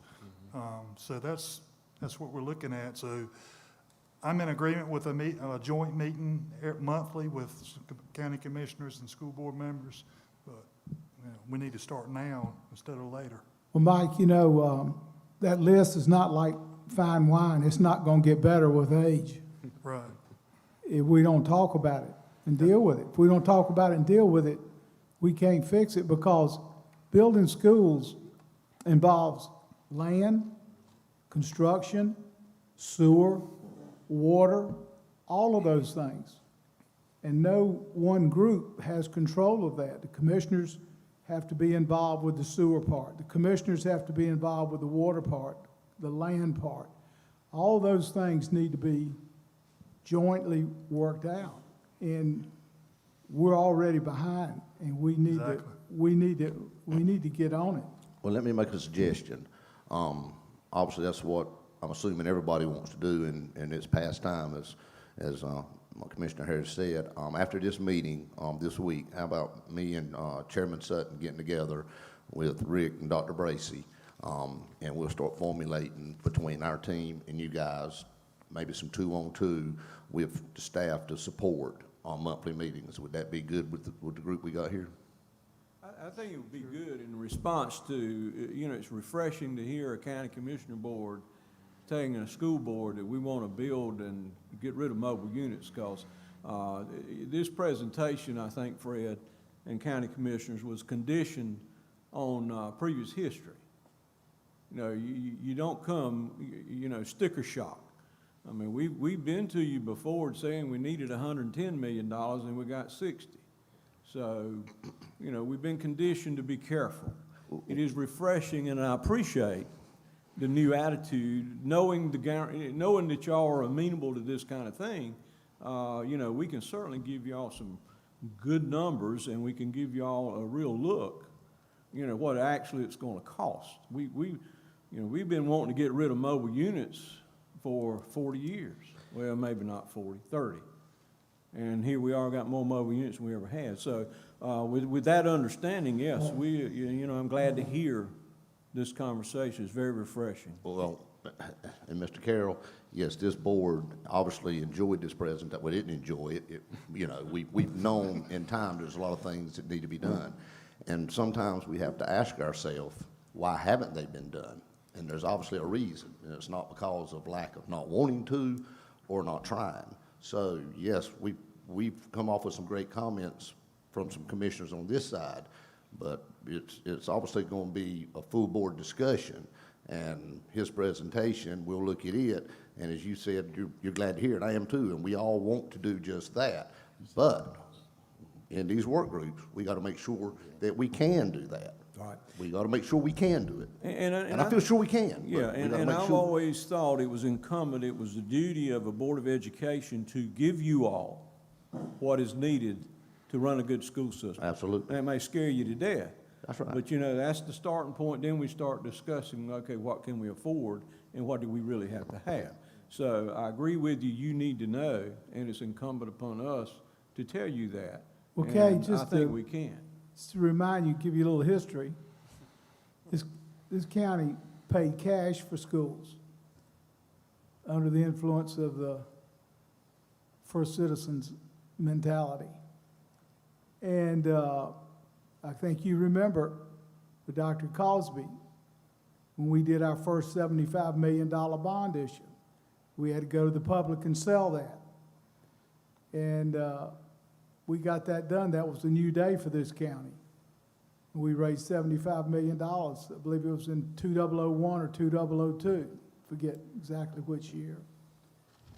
And we took a giant step forward when we did that. We're going to have to take a giant step forward today.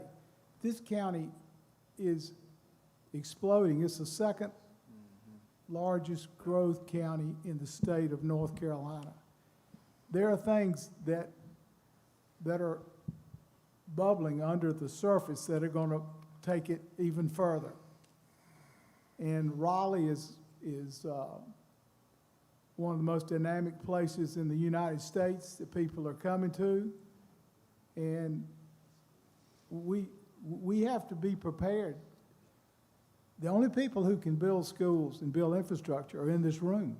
And if we don't do it, there's nobody else to do it. And if we don't talk about it and face the hard facts and deal with the hard facts, they won't get done with. And so that's just what we've got to do. And we will certainly join hands and do that. And, I think our people can give you a real accurate assessment of what our needs are that will solve a lot of the problems that we've been presented with tonight. So, And I don't want anyone to misinterpret that I'm talking about a blank check. I thought that's what we were talking about. That's what it sounded like. No. I'm talking about That's what we'll be at. Yeah, I I'm enjoy talking that. about, if you want to come to what the I Fred heard. Smith Company, you won't find anybody talking about blank checks. But we do have to do what it takes to get the job done. Mr. Chairman or Mr. Vice Chairman, I don't want to see us have any kind of knee-jerk reaction on either side. We have understood from Dr. Bracey tonight that there are things and there's a lot of variables out there we truly, really don't understand and we're not going to know into some future time. But we want to make the best decisions that we can make for what we need to do. I think the critical decision that's got to be made soon is there going to be a 2022 bond or is it going to be moved to 2024? So I think we need to look at the questions and what we need to do that's before us and move in that direction. Just my two cents worth. And I would think maybe we should ask the question, what kind of time frame would we need to put together information to have that joint meeting as quickly as possible to start the process? Well, I can tell you, interest rates aren't going to get any lower. And of course, we can start with what we have right here while staff is working on the ultimate goal of the, really the solution, if you will, as we see it. as we begin working on immediate needs for either 22 or whatever. So I think we're all in agreement. We need to have these work groups, and we need to start them as soon as possible. Mr. Carroll, the information's there. It's just how much do you want to see? I mean, we need 5 schools, but I was being more prudent in building out some schools instead of investing in 5 schools. So, I mean, I can quickly show you what you want to see. Mr. Moore, I definitely like your approach. I'd kind of like to just catch a breath for a minute.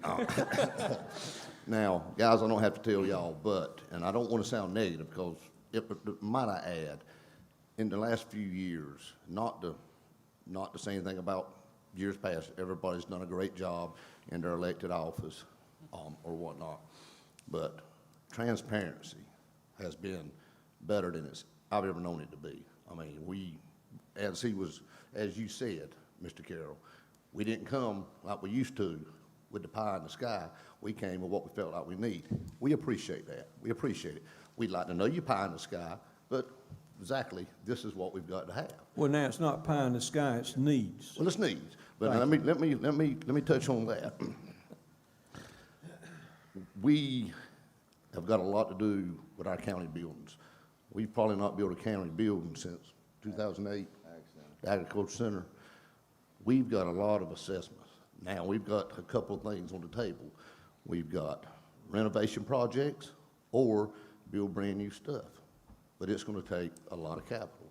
So we've got to get our stuff caught up also. Now, back to the needs, and you can relate. My son says, Daddy, I've got to have a 2021 Chevrolet pickup truck, or I'm not going to be able to get back and forth to school. Well, son, let's start with 98, and we'll try to work our way there. We'll still get to school. Now, granted, it might take some repairs, and it might take some stuff, but we pay for it as we go. We're with you. Okay. We're with you. Well, let me just say that the issue is not, it needs to be transparent, it needs to be honest, it needs to be, this is what we need. It doesn't need to be blown up. Yep. And it doesn't need to be, not talked about because you don't want to give bad news. It just needs to be the damn facts. All right, and let me What say- are the facts? Yeah, let me say this. Being someone who's not as experienced as you, Mr. Smith, or experienced as you, Mr. Carroll, just sitting here, it becomes almost frustrating for the beginning to say, it's inaccurate, you need more than this, come with us, be honest with what you need. And then he says, okay, we need 5 schools. And then we're like, whoa. I mean, you know, you see me sitting here getting frustrated. I can only imagine how frustrating it would be for him. He can shake his head no, but it is. But you can see just sitting here. So where do we realistically go from here? I mean, we've had these same conversations in 2018. And look, I work in a job where I understand the needs of the county. We need a new jail, I know that. But we also have school needs too. So, Mr. Moore, is it a pie in the sky, or do we need 5 schools? But Ronald, what you need to do is just put the truth on the table. And that's what he just did. And then we'll figure out what we can afford. He said he needed more. He didn't want to put more on the table because of sticker shock. Right, and he did. He said, well, we need 5 schools. And then he was like, whoa, okay, that's the pie in the sky. Mr. Moore, you said we needed 5 schools, right? And that's great. Mr. Moore, tell us answer me, what please. you need, and we'll determine what we can afford. And I think this is the beauty of doing the working group. I think so. This stuff can be solved. We can have that conversation, and everybody will understand. And it's an internal frustration because I heard Mr. Smith say, well, we have the resources. Now's the time. I mean, just my frustration sitting here with this, I can only imagine what the outside people, the frustration they have taking their kids to the overcrowded school, the teachers in the, mobile units and stuff like that. So I'm not fussing, but I'm just saying, like, my internal frustration with this, just sitting here. Well, Ron, I think we, by having this meeting, and I think we asked to have this meeting, the commissioners asked to have this meeting, because we want to start a new day. Right. To where there can be dialogue, there can be honesty, there can be transparency, and we can meet the needs of our citizens. Johnston County is a first-class county. We got first-class citizens, and they're entitled to first-class commissioners, first-class school board, and first-class schools. And government facilities. I did have one It's not clarifying question, if I could slip it in here, of Mr. Moore.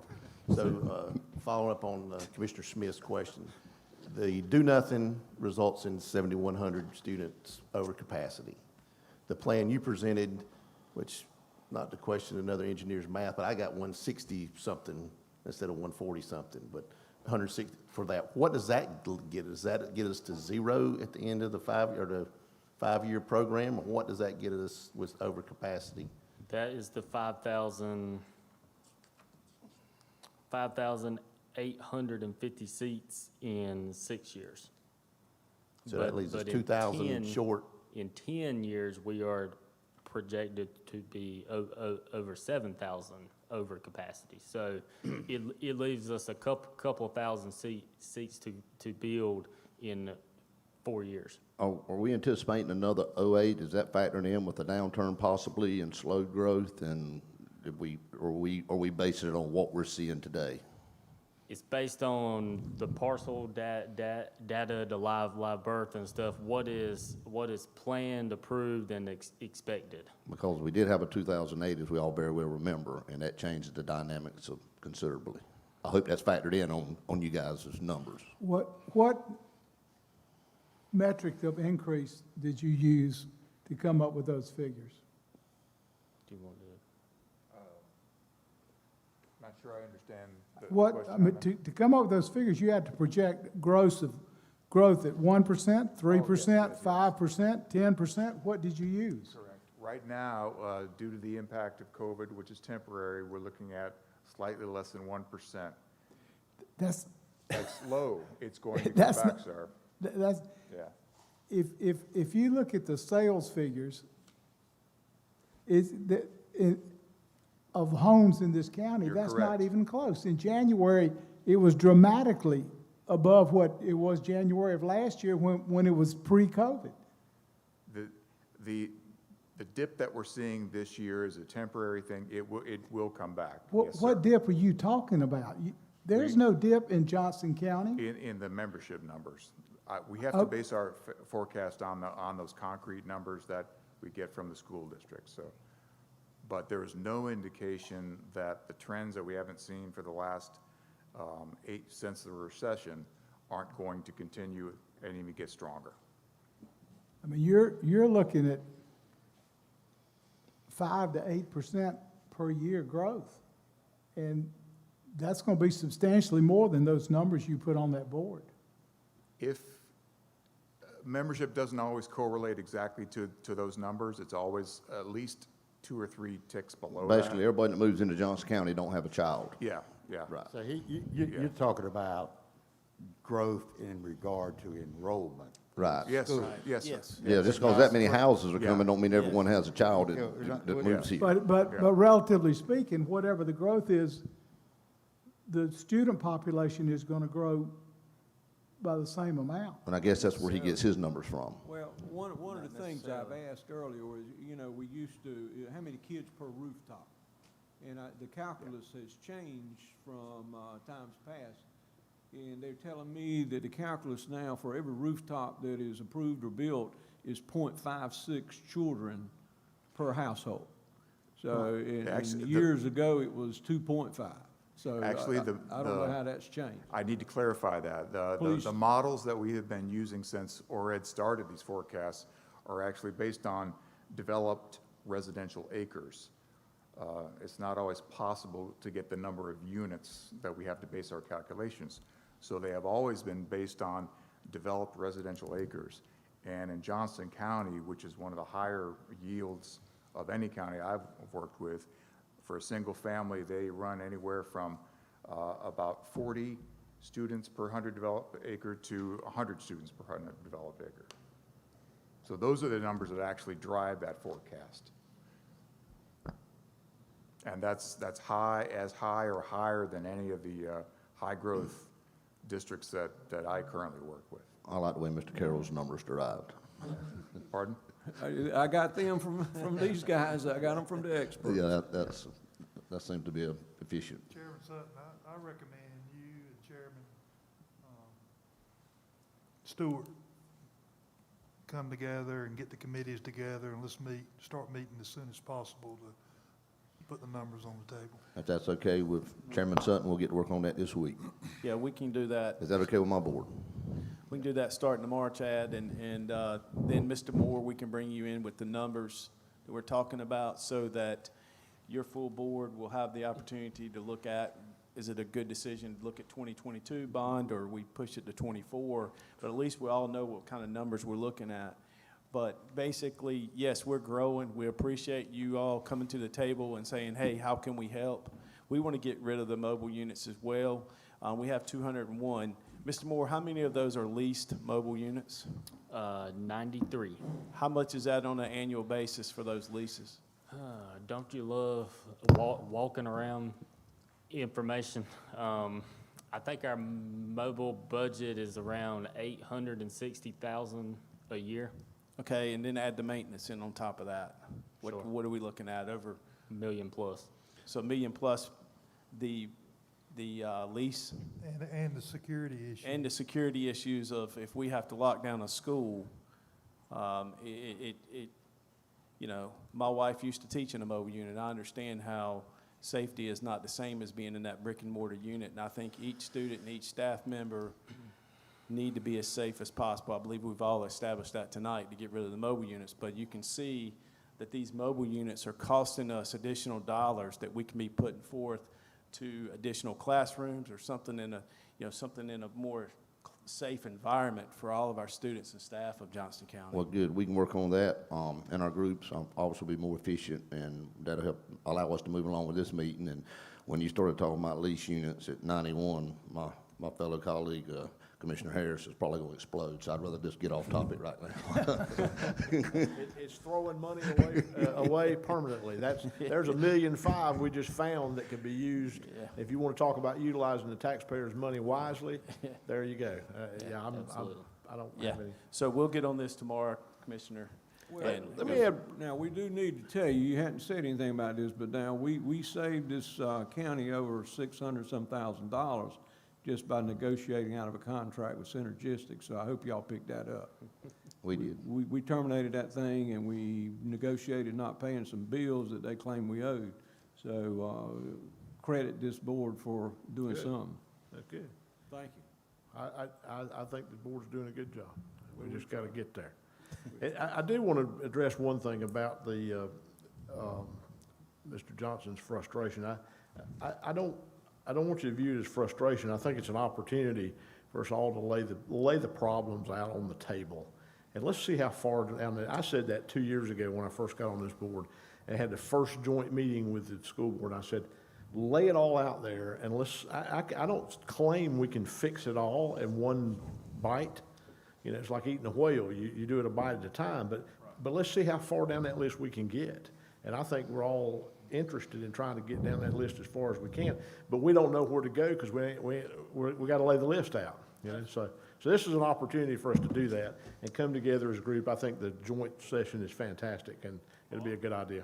I'm in admiration if we're going to fund this, but I just want it to be a consistent message, whether it be in the public, behind closed doors, that if we're going to say we're going to fund it, let's fund it. And if we say we got the resources, we got the resources. And our part, and I think the conversation we've had in the past, is that when the academics are good, you gentlemen don't mind spending money. Not all the money, but you don't mind spending money because you want to be sure it's being spent wisely. And what better way to gauge your performance than the metric of academic performance? So our job, and we will do that, we'll give you something to stand on when you have to go to the public in our academics. But simply, you know, I want one message, and I think our board has suffered from that. Multiple messages from multiple sources, but I think go back to the original frustration. You know, hey, we want to fund it. Well, hey, you know, we got a limited amount of money. I understand the reality of it, but thank you. But, yeah, Mr. Moore, I do appreciate you putting this on, and I never heard you. You said we needed 5 schools, right? You hadn't answered me yet. Say it. Correct, yes, sir. Okay, thank you. I appreciate that. But, no, I do But we can appreciate- use 3. What'd you say? But we can use 3. Yeah. Okay. All right. That's what he said, right? Working group. Working group, working group. But no, I certainly do appreciate it. Thank y'all. All right, this time we'll call on Mr. Britt to go through our budget portion. Thank you, Mr. Moore. Thank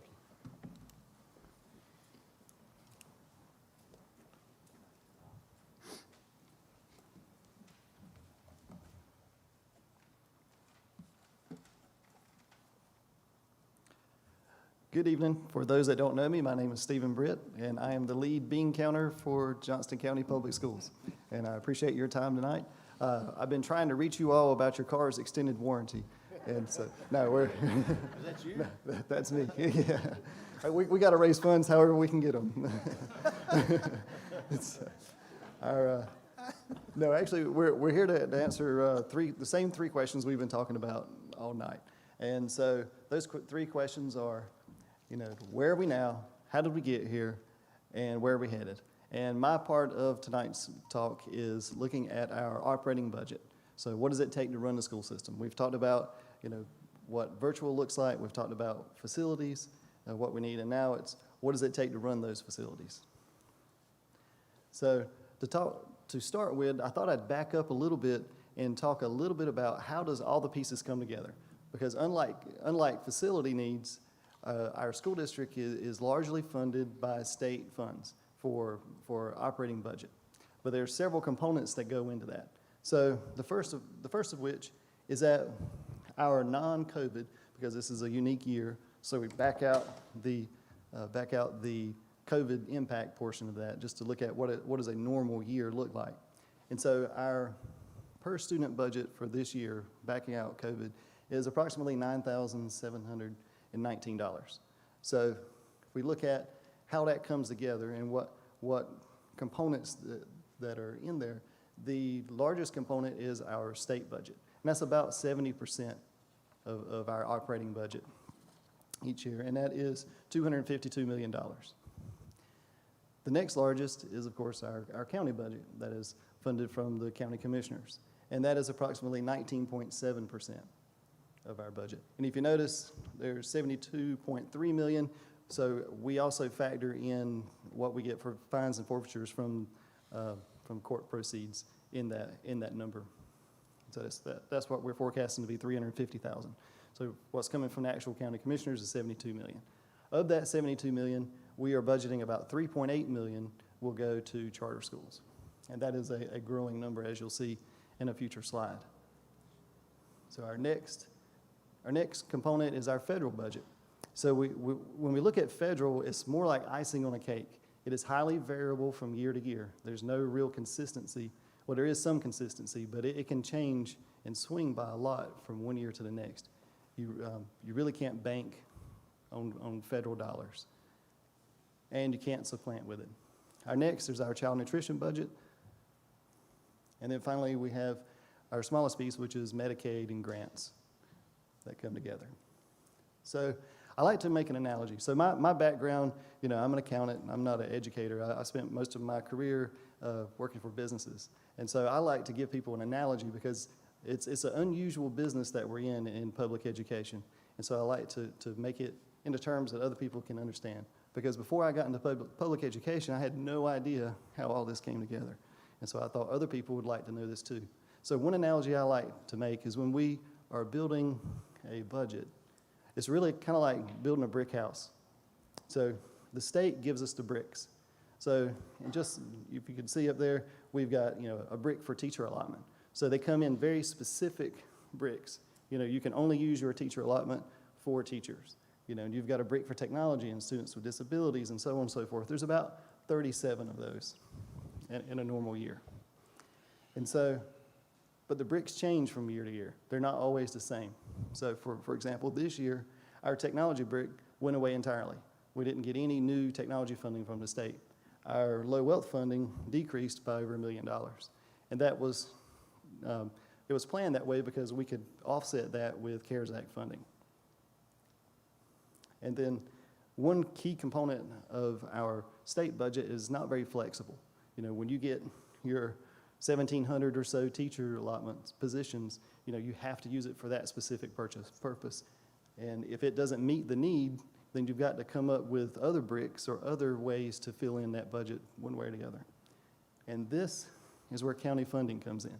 So I like to make the analogy that while the state funding is the bricks, the county funding is the mortar that goes in there.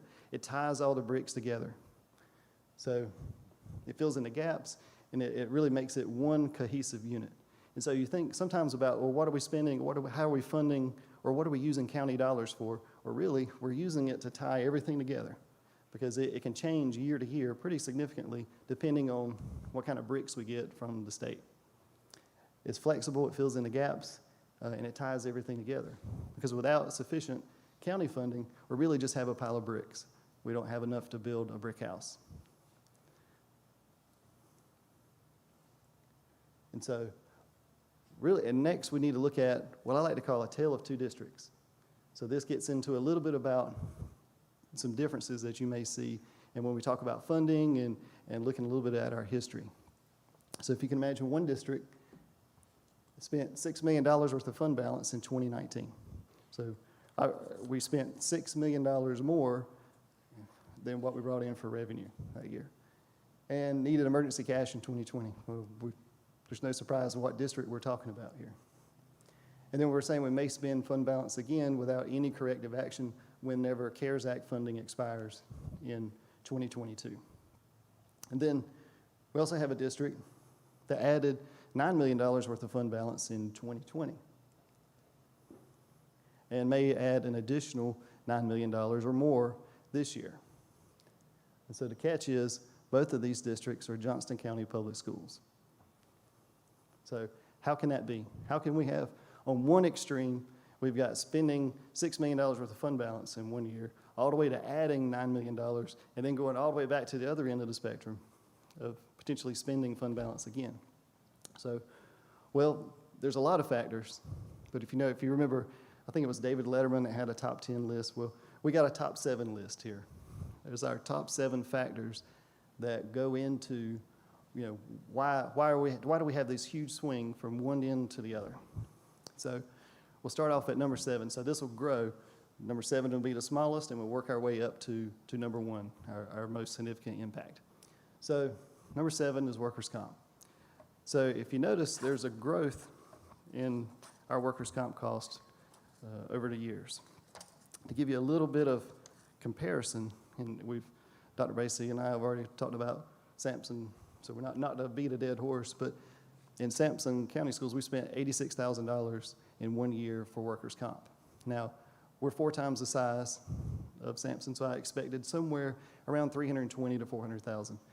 But for this past year, the very first check that I signed whenever I came on in July was a $1.1 million workers' comp check for our premiums. And so that's quite a bit higher than what I anticipated. And so we started digging in, and there's some things that we need to work on in the workers' comp world. So how that works is the state, if you have a state-funded position, the state picks up all your workers' comp cost. So it's kind of like, mom and daddy give you a checkbook and say, here you go, write down the cost. If it's a state-funded position, just write down the cost, and we got you. We've got you covered. But for everybody else, the county has to pick up that portion. So there's ways that we can drive this number down. So the first of which is moving salaries to state. So if you look at the budget that we put together last year, forecasting for this year, for local, it's completely changed. There are a lot less salaries in the budget currently for local than what you had presented to you this past year. And a big portion of the reason why we did that was to drive down workers' comp cost, moving it to mom and daddy's checkbook so that they've covered it for us. And then working on a return to light duty program. So one of the big things that the board has been working on is updating our board policies. So one way to reduce our cost is to get people that are injured back to work as quickly as possible, and coming up with a light duty program, which we have in the works currently. And then allocating costs to departments, and because that can renew focus on safety. I'm not sure that everyone truly understood how amazingly expensive workers' comp costs were here at Johnston County Schools. And so we should have, by the time it's all said and done, we should have between $600,000 and $700,000 worth of savings on workers' comp. It's going to take us a couple years to get there because of the way premiums run, and you have to have a 3-year average, I think it is, before you can really start seeing substantial savings. But this is one of the areas that has caused us trouble in the past. So we're moving up to number 6, next one on the list. So this is a little bit of a busy slide here, but I'll walk you through what you're looking at. So on the far left, you've got the year, we've got our number of students. Next to that, our total staff count. So this is using our January payroll for each year and how many employees we had on staff. And that excludes some of our part-time staff out of there. So try to get a nice clean number to work with. And then we have our students per staff ratio, our number of directors, and then our number of students per director. So, of course, what you see is one thing that probably stands out, everybody has just a rise and fall in the number of directors. So, it's easy for me to stand up here and play Monday morning quarterback and say, oh, we probably shouldn't have added quite that many directors. I think that's been spoken about by our board on more than one occasion. But at the time, if you look between 2017 and 2018, well, there's a 1,000 student increase that year. So you got a situation where you're adding 1,000 students a year, plus your student growth or your student achievement isn't where it needs to be, so you're trying to take action. So I'm not making excuses, just stating what might have been the logic at the time. So since that time, it has fallen, since some austerity measures were put into place to try to cut cost. And so that has fallen back down to a metric very similar to what it was prior to the influx. So unfortunately, one thing that kind of hurt us at the same time was that when this, right after this increase occurred in the staffing, well, the state cut funding for central office staff. So costs went up, funding went down. And unfortunately, that played a metric into why we were spending $6 million worth of fund balance by the time 2019 rolled around. And not to speak for Dr. Bracy, but when we tend to think of this as like a business. Businesses for a long time have talked about operating lean. Be as lean with overhead as you possibly can. There's a real popular book that came out not too long ago that advocated, having 5 people do the work of 10, but then paying them like 7. And that has been very successful in business, and that I would recommend that for Johnston. We're trying to do more with less, operate lean. And that's just the source for the information. Looking at that same data, or that same chart, we look at enrollment volatility. So this is number 5. We're moving up the list as far as what causes this volatility or this extreme. So if you roll through and you look through at 2017, we had 34,964 students. The next year we grew by 1,000. 2019, almost another 1,000. 2020, we actually went down by 200 students that year. And that count is pre-COVID. But that was more of an anomaly than the trend. The trend is going back up. Both ORED has projected dramatic growth. We have DPI, the Department of Public Instruction, is predicting significant growth for next year. So it was more of an anomaly. But one thing that impacts us when we have swings in enrollment is funding. So looking at moving towards 2022, this upcoming school year, well, we're thinking that we're going to see between a $4 and $5 million funding cut from the state. And the reason for that is because of that dip that you see. So we're funded from the state largely based on number of students, ADM. And so when we have a dip in students, and they're projecting a 1,250 student loss from how we were funded this year. So I don't know if everybody remembers, the state held us harmless for a number of students because the state said, well, this is an anomaly. Districts across the state are reporting a lot lower attendance than what is normal. We think that's going to bounce back next year, so we're going to hold you harmless this year. And so what the thought is that next year, that held harmless clause is going to disappear. And so when that goes away, our funding goes with it. And so one of the keys and one of the challenges with when you have enrollment swings is that you have to staff based on the number of students that you have. And so enrollment swings make it very difficult to staff. That there's a tremendous cost that goes into missing an enrollment forecast, a tremendous cost. I mean, if you think about just a half position by school, Not by grade level at a school, not by subject area at a school. I'm talking about that entire school, 1,000 kids, missing it by a half a position across the board. Though that's $1 million mistake, and that's only a half of a position. And that's far less than some of the enrollment swings that we've seen in the past. So this is one of the impacts that makes it more difficult to balance a budget from year to year. And of course, enrollment growth is stepped, it's not linear. So the cost doesn't, you add one student, it doesn't go up by the same amount as maybe if you add 20 students. There's a step that's in there. If you have a class that has, that's capped at 18 students by the state. So the state sets a maximum number of students that can be in a K-3 class size. If that cap is 18 and you have 16 in that class, if you add 2 students to it, you're still okay, you're still within your cap.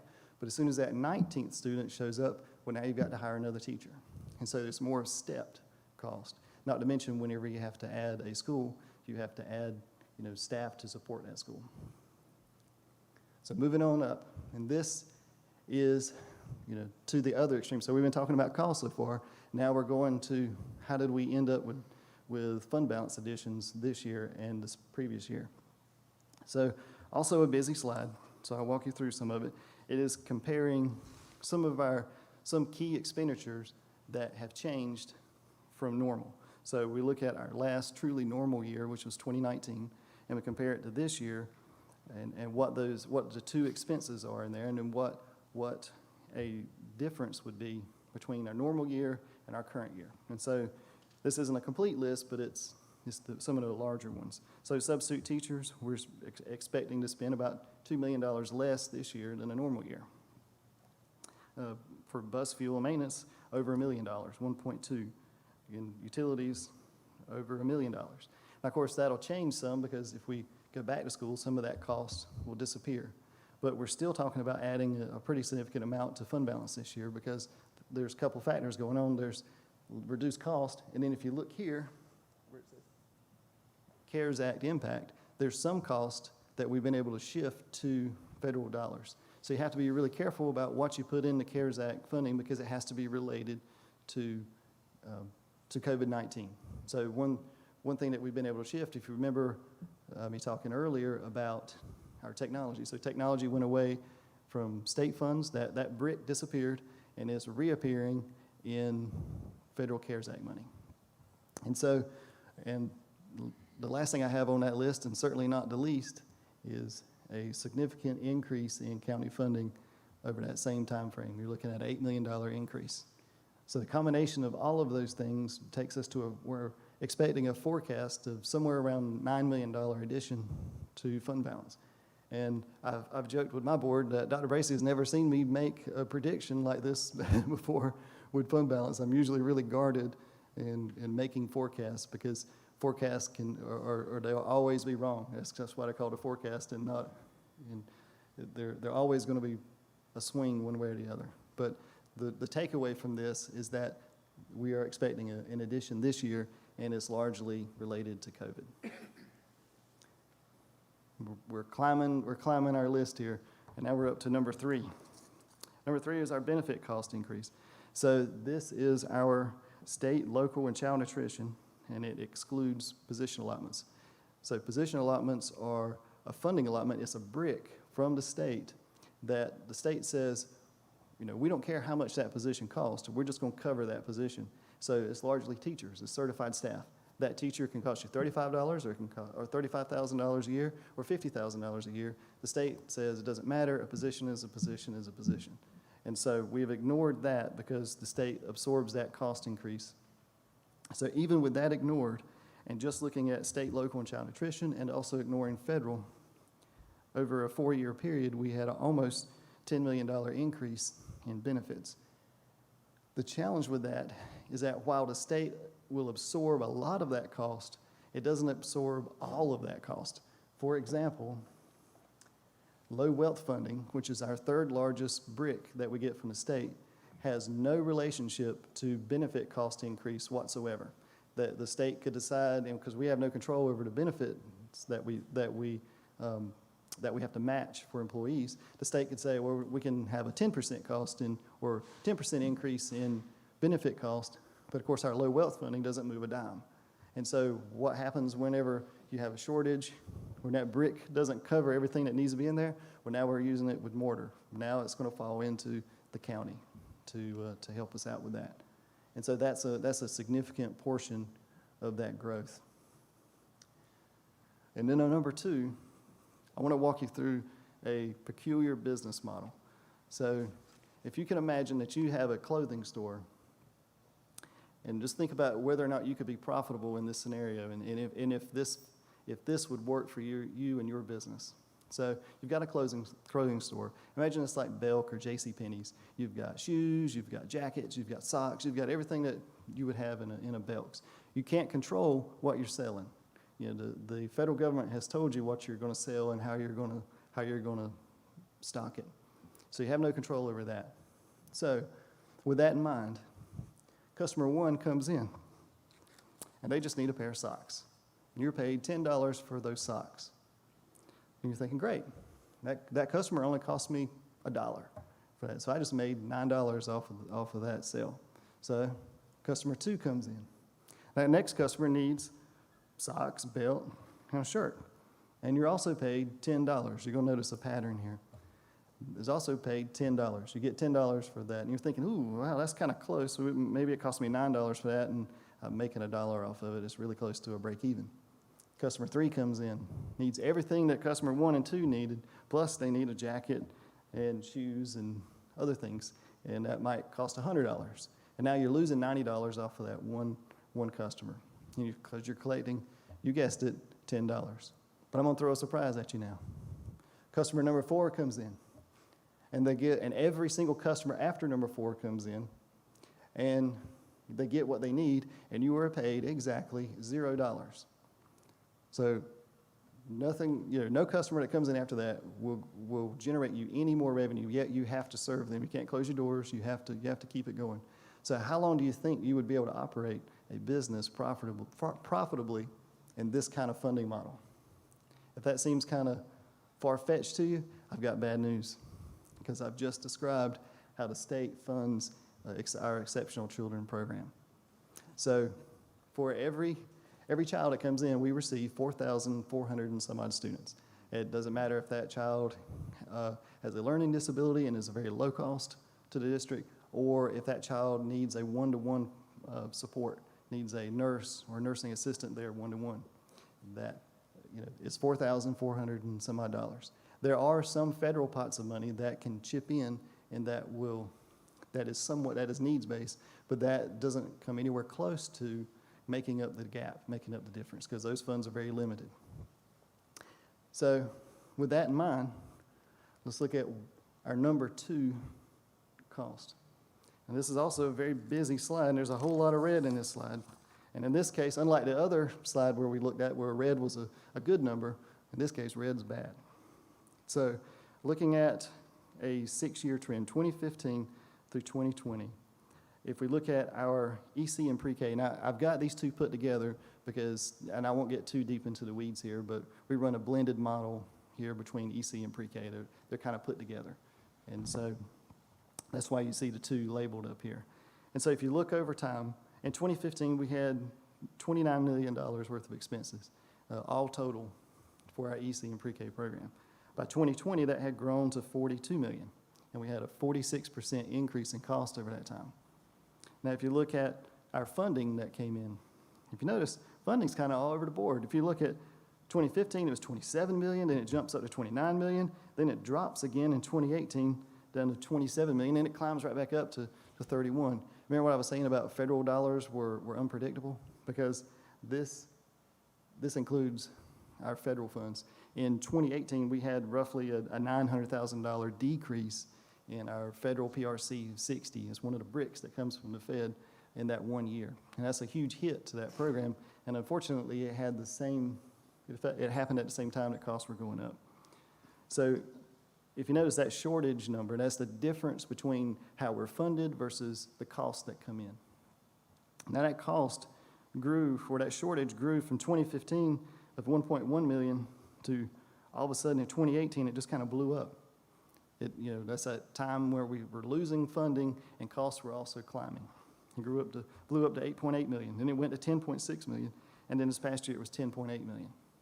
And so that's an enormous growth. I mean, you don't have to be an accountant to see that's a hit. That's a hard hit to take. And so, as we talked about earlier, what happens when there's not enough bricks from the state and not enough funding from the state?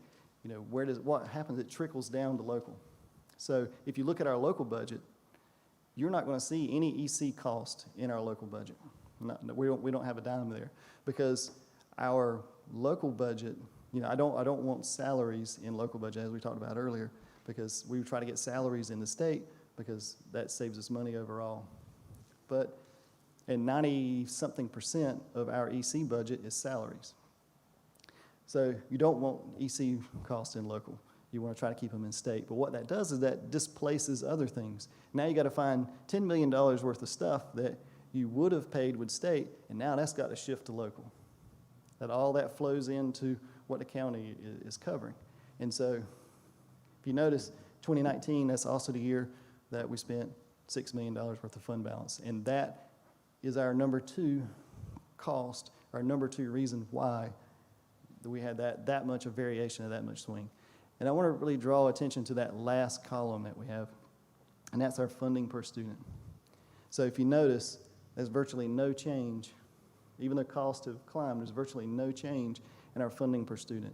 And the reason for it is that customer 4 that I was telling you about a while ago with our example of using our clothing store, where customer 4, you didn't get any revenue for. Customer 5, you didn't get any revenue for. There's a cap to the number of students that you can be funded for from the state for EC funding, and that's 12.75% of your population. So any student beyond that 12.75%, you receive $0 for. And so our population has been growing up or going up, but our funding hasn't kept up with that population growth. And so that's probably the number 1 reason why we just blew through so much fund balance in that amount of time. That's a huge impact. And so how are we addressing it? Well, we are minimizing impact by maximizing revenues, cost allocation, and seeking efficiencies. We cannot cut services in EC. That just can't happen. We legally can't do it. We morally can't do it. We have to provide the services. So what I'm saying is not cutting services. We just have to try to be as efficient as we possibly can and maximize revenue. And we get to number 1. Number 1 also has a busy slide, but has a lot of information. So this was pulled from the North Carolina Department of Public Instruction statistical profile. It's table 24, if you'd like to Google it and look at it on your own. It's an interactive table that you can play with. You can look at different years. I highly recommend that statistical profile website. It's a lot of good information on there. So if we start with the left, of course, it's got a year, our LEA number or local education agency, our state PPE. So PPE stands for per pupil expenditures. So what was our cost, total cost, divided by our total number of students? And that comes up with our per pupil expenditures. And then next to that is the state rank. Then we have our federal per pupil expenditures, and then our federal rank. And of course, then we have local and our local rank. So that comes up to our total per pupil expenditures. And you can see over the years, that has been rising. So we've been spending more each year per pupil. There are a total of 115 different LEAs in the state. There's one for every county, and then there's 15 city schools in addition to our one per county. And so when you look at the total rank, the higher the number is in our rank on the far right, the lower that you spend per student relative to the rest of the state. So if you look, a high number means there's more districts spent, more per student, and a lower number. I think you follow. I think I said that backwards, but I think you follow me. So in 2012, we were 102nd, 2018, 108th, 2019, 110th, And 2020, we were 112th. So if you go back older than that, there really wasn't enough room on this slide. If you go back older than that, you can see kind of a variation, a climb and fall. We were as high as 109, and I think as low as 80-something in the state, if you go way, way back over time. And so thinking about 2019 again. So 2019 is the year that we spent $6 million worth of fund balance. So that means that we spent $6 million more that year than what we brought in for revenue from all three sources combined. So we were in the red. We were in the hole that year pretty substantially. But that was also the same year that we were 110th in the state. That means there were only 5 districts in the entire state of North Carolina that spent less per child than what Johnston County Schools did. And so I don't think that that's really been talked about or is well known, you know, of exactly, we talked about some of the problems that we've got and some of the things that we need to fix, but I'm not sure that anyone's ever really talked about exactly how efficient the county really is. Because when you look at, you can look at this a couple different ways. You can look at it by funding. You know, you can say, well, we need more federal funding, or we need more state funding, or we need more local funding, but this is just what makes up our, you know, it is what it is, so to speak. But you can also look at it as, well, we're also extremely efficient, you know, except that we've also had falling scores at the same time. And so I don't know that I can give you a number. It's hard to, it's probably impossible to peg how much loss there would be based on funding or based on how much your climb and EC cost offset what you could have done, you know, for classroom support. You know, it's almost impossible to tie back a specific number loss to a specific cost increase, you know, but, you know, that's the data. That's what we're working with. So if we compare us to our neighbors, you know, if you look at number one, well, mine and Dr. Bracey's previous district, we're number one on this list, but we're still 87th in the state. So all our neighbors are pretty close right there with us, and there's several reasons for that. So if you notice, though, most districts have one metric that they're really high in and another metric that they're really low in. So at Sampson, you know, we were close to the bottom for local per pupil expenditure, so we didn't get a whole lot of county money. But we got quite a bit of federal money, you know, and quite a bit of state money relative to a lot of our other neighbors. And there's lots of factors that go into that. You know, why is there so much difference? And so some of those factors that go into that, you know, is the amount of poverty. So the higher level of poverty that you have in a district, the more federal funds that will flow in to support those children because they're disadvantaged. And so that helps offset those losses. You know, and it's, you know, tax dollars available per student. You know, that makes a huge amount of difference. You know, the size of the difference makes a big difference. Although it's not perfectly correlated, generally speaking, the larger the district, the more efficient you can become because of economies of scale. If you have an average school district, or if one of your schools is 300 kids, you need a principal. You probably have at least a half-time assistant principal. You've got a front office person, you've got a bookkeeper, at least those 4. You know, if you triple that size, you have a 900-student school where you still got a principal, a front office person, you know, a bookkeeper. You may have 2 assistant principals, you know, but you didn't triple your front office cost because you get to experience economies of scale. And so there's some of that is explainable within that, but it's not entirely.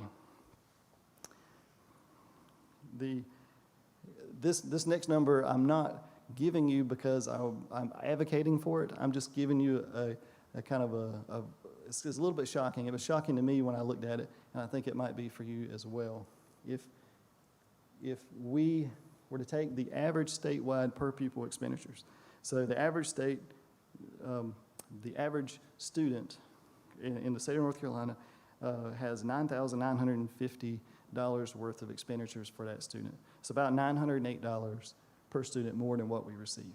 So if you take that $908 times 36,500 students, you come up with $32,850,000 more funding that we would have if we were funded at the average level per state. So again, I'm not saying that's the number that we need. I'm not saying, oh, we need $32 million worth of funding from the county commissioners. I'm just making a point that even just to be average, we would have had $32 million more than what we have currently. And that would bring us up to 60-something, or 50-something in the state. So there's several things to keep in mind when we look at this data.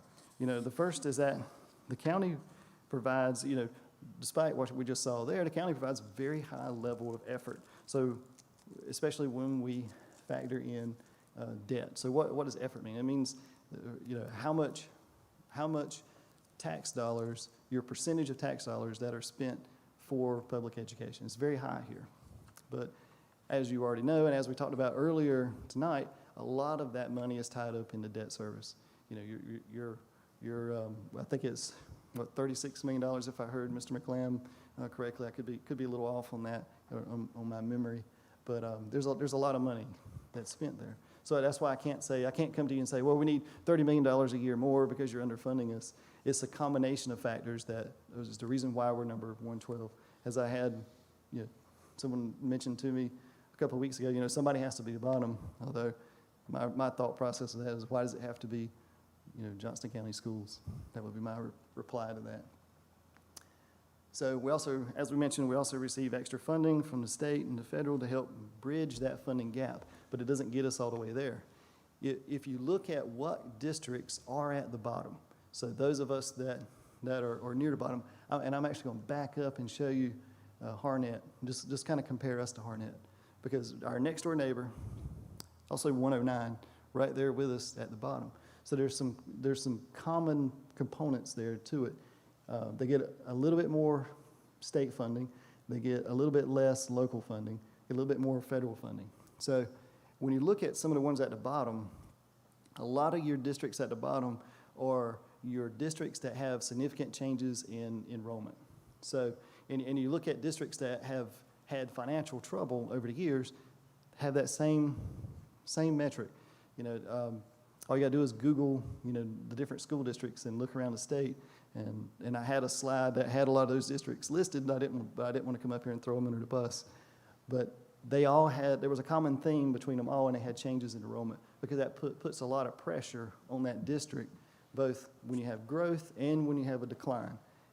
Unfortunately, a lot of districts are experiencing the exact opposite of what Johnston is, and that's in pretty rapid decline, especially as you move east, farther east of I-95. So there's a lot of factors that go into, why we are near the bottom of per pupil funding. So given all these constraints, given everything that we've talked about tonight, what can we do? Well, there's several things we can do. And number one, this isn't in any real particular order, but we're going to start in the red and we're going to work our way to the black as we, because accountants, we like to think if it's red, it's negative, and if it's in the black, well, that's a positive. That's a good thing for us. So the first thing is maximize state funding, and that's utilizing and maximizing our free state funds. Somebody still is paying for it, but it's just making sure that we're taking advantage of all the resources that are at our disposal. Mr. Britt? Yes, sir. Do you happen to know how many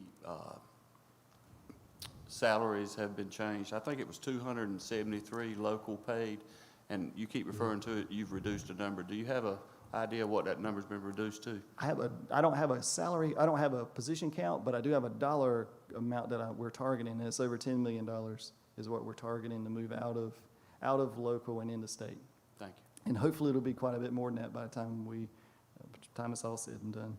Because we're also in that maximizing process, we're also maximizing position allotments. So we talked a little bit earlier, the state doesn't care whether you got a $35,000 person in that position or a $50,000 person in that position. So who would you want to pay in a position allotment?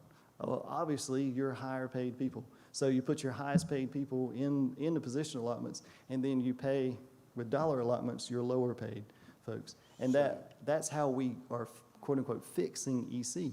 So that's 2 or 3 fold at a minimum. Right, yeah. So it makes a big difference in there. There's probably of savings, I would hate to guess what kind of savings we're looking at, but it's probably more than $1 million, but less than $2 million of actual savings just from maximizing the state side.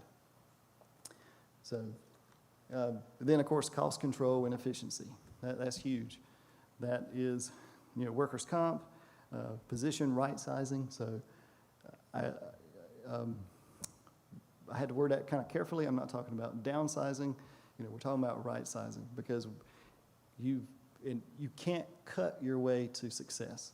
In no business can you cut your way to being successful unless you're just completely over-bloated. Like, you could make the joke, like in a business, there's a great way to save money, just fire all your sales force. Of course, what's going to happen to your business if you fire all your sales force? Well, you got to have the right people in the right seats. And not to brag on my boss, but I think that's one of the things that he is best at, is getting the right people in the right seats to make the right calls. And that drives growth. That drives student achievement. It gets us pointed in the right direction. So it may mean in some areas we need to add people, but in other areas maybe we need less people in. It's about maximizing the resources that you have available. And of course, expense effectiveness. And I can't remember who mentioned that earlier, but they hit the nail on the head when they're talking about, you can't just take $30 million and throw it at a school district and expect success. You've got to be able to measure effectiveness. And another thing that Dr. Bracey does is he makes data-driven decisions. Let the data decide what is effective and what's ineffective. And so that's one of the keys to being successful and to grow. So, and then of course, pursue all revenue options. One of the big ones was this year that really surprised me was our curriculum department was able to grow our developmental day funding, and it grew by $800,000 this year over what we were able to earn last year. And so that state funding is grant-based, but there were some, I don't want to misspeak on how they worked that magic, but they jumped through the hoops and figured out what was required to generate more money, and I want to give them kudos for doing that, because that was huge.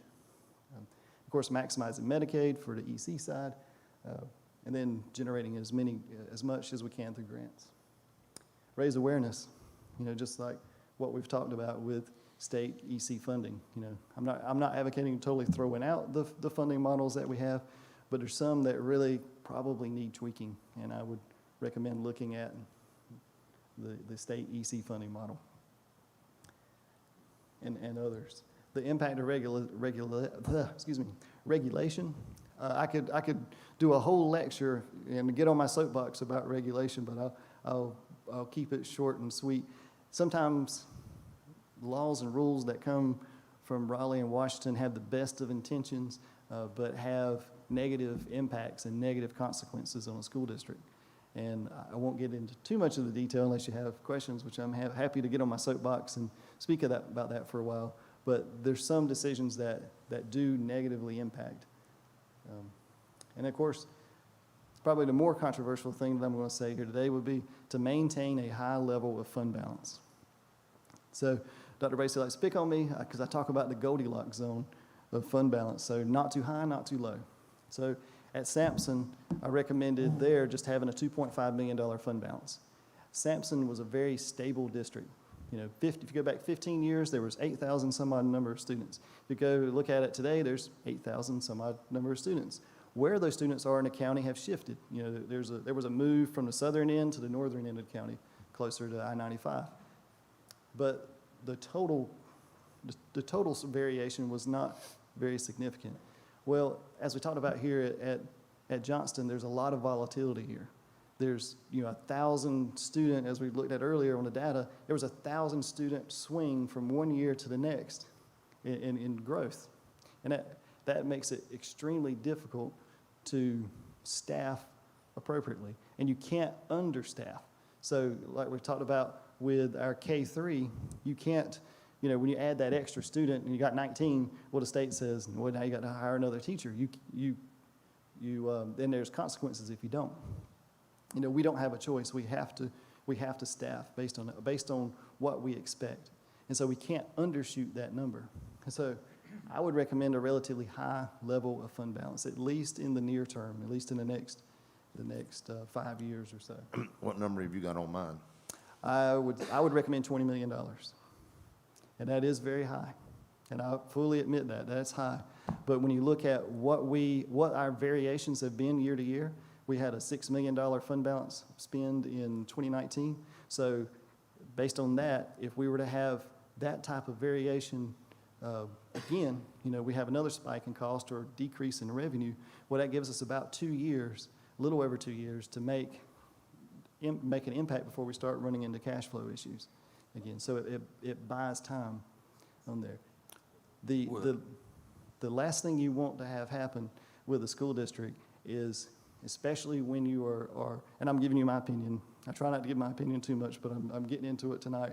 The last thing you really want to have happen is to be low on your funding level and really tight on your fund balance. Because what's going to happen when you have that, as we're forecasting for next year, that $4 or $5 million cut from the state, what are we going to have to do as a school district if we don't have fund balance to pull from? Well, we're going to have to make cuts. And when you're at the bottom of funding, what are you going to cut? Once you get everything efficient, what are you going to cut that's not going to negatively impact student achievement and student growth? Once you get everything efficient. Once you get everything efficient, yes, sir. Mr. Britt, I thought I saw a 3-year decrease in student. I mean, is that a trend, or is that something you think 3 years is unheard of, or are we going that direction? I think that based on everything we've seen, that was an anomaly. So 2020 was the only year that we had I think it was a couple hundred student decrease.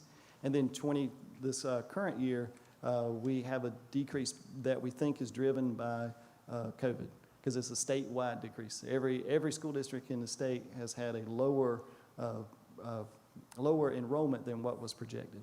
So DPI is projecting a 600 student increase for next year, and I think that's probably low. I would be shocked, and I'm just giving my opinion, I would be shocked if we had anything less than 37,000 students next year, which would be about a 1,000 student increase over this year. So you've got the numbers from enrollment. You got DPI, and you had the gentleman earlier. You got, seems like 3 different numbers. I mean, do you just shake it up and? There's no exact science to it, unfortunately, because just like I think someone mentioned earlier, and I can't remember who it was that said it, not every student or not every child that is born in Sampson County at Johnston County will end up going to Johnston County Public Schools, because there's a growing charter school population, both for online and in-person brick and mortar. There's a significant homeschool population. Here, I think Dr. Bracey said it was like 3,900 students, a little bit less than 4,000. So not every student will end up in the district. Yes, sir. If you'll forgive me while I got your attention, can I ask one more question? I sort of understand the EC aspect of financials, but as far as the pre-K, and this may be a question that can be added onto, what's mandated? What's the revenue like, or the expense? I mean, and where is the out of alignment in this situation? Yeah. So there is no requirement for school districts to provide pre-K, with the exception of exceptional pre-K for exceptional children. Provide services for children ages 3 to 21, I think, and I may be misspeaking there. Okay. That I'm looking at our resident EC guru. So there is no requirement to provide that. And I'm getting into a little bit out of my area since I'm not an educational expert. But from what I understand is that there's a tremendous benefit for kindergartners that have gone through pre-K. And so is the lack of revenue to fund this more beneficial than funding other aspects of the program? I mean, is that up for opinion? That's a tough one. I would say, Mr. Wood, if we are to become the school system academically that everybody in this room wants us to be, we need pre-K in our schools. Yes. I don't think it's any doubt about that. I could talk from my personal experiences. I'm sure Dr. Pierce and Dr. King could as well. We've all been elementary school principals, Ms. Whittington as well. When you walk into a classroom, and Ms. Andrews probably knows this as well, when you walk into a kindergarten classroom, pretty early in the year, you can tell who went to pre-K. It makes a difference. So if we're going to be the high-performing district that we will be, that we will become, we need to continue to invest in pre-K. I feel safe in saying that. Thank you. Yes, sir. That developmental day that we just mentioned a while ago that went up $800,000, that is for pre-K. And so that chipped into that hole substantially that we have for pre-K. So, and then the final component would be, and now we're, of course, we've gone from red to black. It would be continued high level of support from the county. Because in my opinion, we need enough mortar to tie it all together. And that is my presentation. And as Dr. Bracey and my board knows, I love to talk money, so I am happy to entertain all the questions that you may have. If nobody will jump in, I will. Okay, sure thing. Mr. Britt, thank you for your presentation. I think that's the clearest presentation of school finances I've ever seen. Yeah, Thank you. absolutely. Thank you. Ditto. My final question, well, maybe I promise. You know, we were talking about the mortar part, and that's what you're referring to as local funds. Whereas, I know you mentioned the 32 million, which it sort of seemed like you were directing that at the county. And forgive me if I took that the wrong way, but when I look at Sampson County and Harnett County, and I see additional state funds, I see additional federal funds, I mean, is there some way that, or what am I missing here? Why is a Harnett County student get more money than a Johnston County student? I mean, you know, the gap is not, I mean, local, I see we give more local money, but at the end of the day, they get, what are we missing here? So there's a whole lot of factors that go into it. One is that, what we talked about with economies of scale. So we're a larger school district. We have larger schools in general. And so we're able to operate more efficiently. And there's some of our funding from the state is tied to that. So I'll give you an example. I keep talking about Sampson. I'm sorry, but it's my background, it's my knowledge, and I can compare the two. So at Sampson, we had 8,000 students there, and we had 18 schools for that 8,000. So if you can think about that, that's a lot of schools for a small amount of population. Yes. Every one of those schools had a principal, had et cetera, et cetera. Okay. And the state funds principals on a position allotment. And so the greater number of principals that you have, the more state funding that you get on there. And so the smaller the district, typically, and if you were to expand this out and look at all 115, you would see that the highest funded, the ones that receive the largest amount of dollars, are your very smallest districts. And they greatly exceed that $9,900 and some odd dollars I mentioned earlier. You're talking about, we've got some districts that are $12,000, $13,000, $14,000 per student, because just through no fault of their own, they're just a small district, and there's just no way for them to operate as efficiently as a large district. That doesn't explain all of it, though, because if that were true, if it were always true that the larger the district, the less per pupil that you'd have, where would Wake be on that list? They would be at the bottom and not us. I see that. So there's other dynamics that go into there, and those bricks all have funding formulas to them. Some of the bricks look at the amount of poverty that you have. So you've got some districts like Durham who receive a very high level of funding from the county, but also receive a very high level of funding from the federal government and from the state. And the reason for that is because they have that unusual dynamic of having a whole lot of tax dollars, but also having a very high rate of poverty. And so those are some of the impacts that go into the reasons why there's so much variation. And even though with as much variation as what we have in North Carolina, if you go look at outside North Carolina, you look at other states, they're even wider because they have a lot larger percentage of their tax dollars is based on county funds. So the more variation you have from county to county, the greater the funding discrepancy. So actually, North Carolina, so I don't want to advocate totally throwing out all of the funding formulas and just say, oh, we just need to go to block grants or we just need to do away with it, because in my opinion, it's a very good formula. It's just, it needs some help. There's some things, there's some gaps in there. And unfortunately, we fall into that gap. You know, we're neither a very high poverty district and we're neither a very wealthy district. It's kind of like a U shape. When you look at the districts that receive a lot of funding and you hold constant the size of the district, it's a little bit like a U. You've got on one extreme high poverty districts that receive a whole lot of federal help. And then on the other extreme, you've got Wake that receives a whole lot, they're at the bottom of state funding and federal funding, but they receive a whole lot of local dollars. So, but then you got those of us in the middle that are neither high poverty nor high wealth. And so you just kind of fall into that gap. And I'm not advocating saying that any of that is inappropriate, but that's just how it is, unfortunately. Well, I'd like to say that I'm very impressed. You had me impressed at the beginning when you said you came from the private sector. So I knew you know how businesses operate, and I've said that from day one. We need to operate like a business operates, and I'm glad for that. I can tell you're passionate.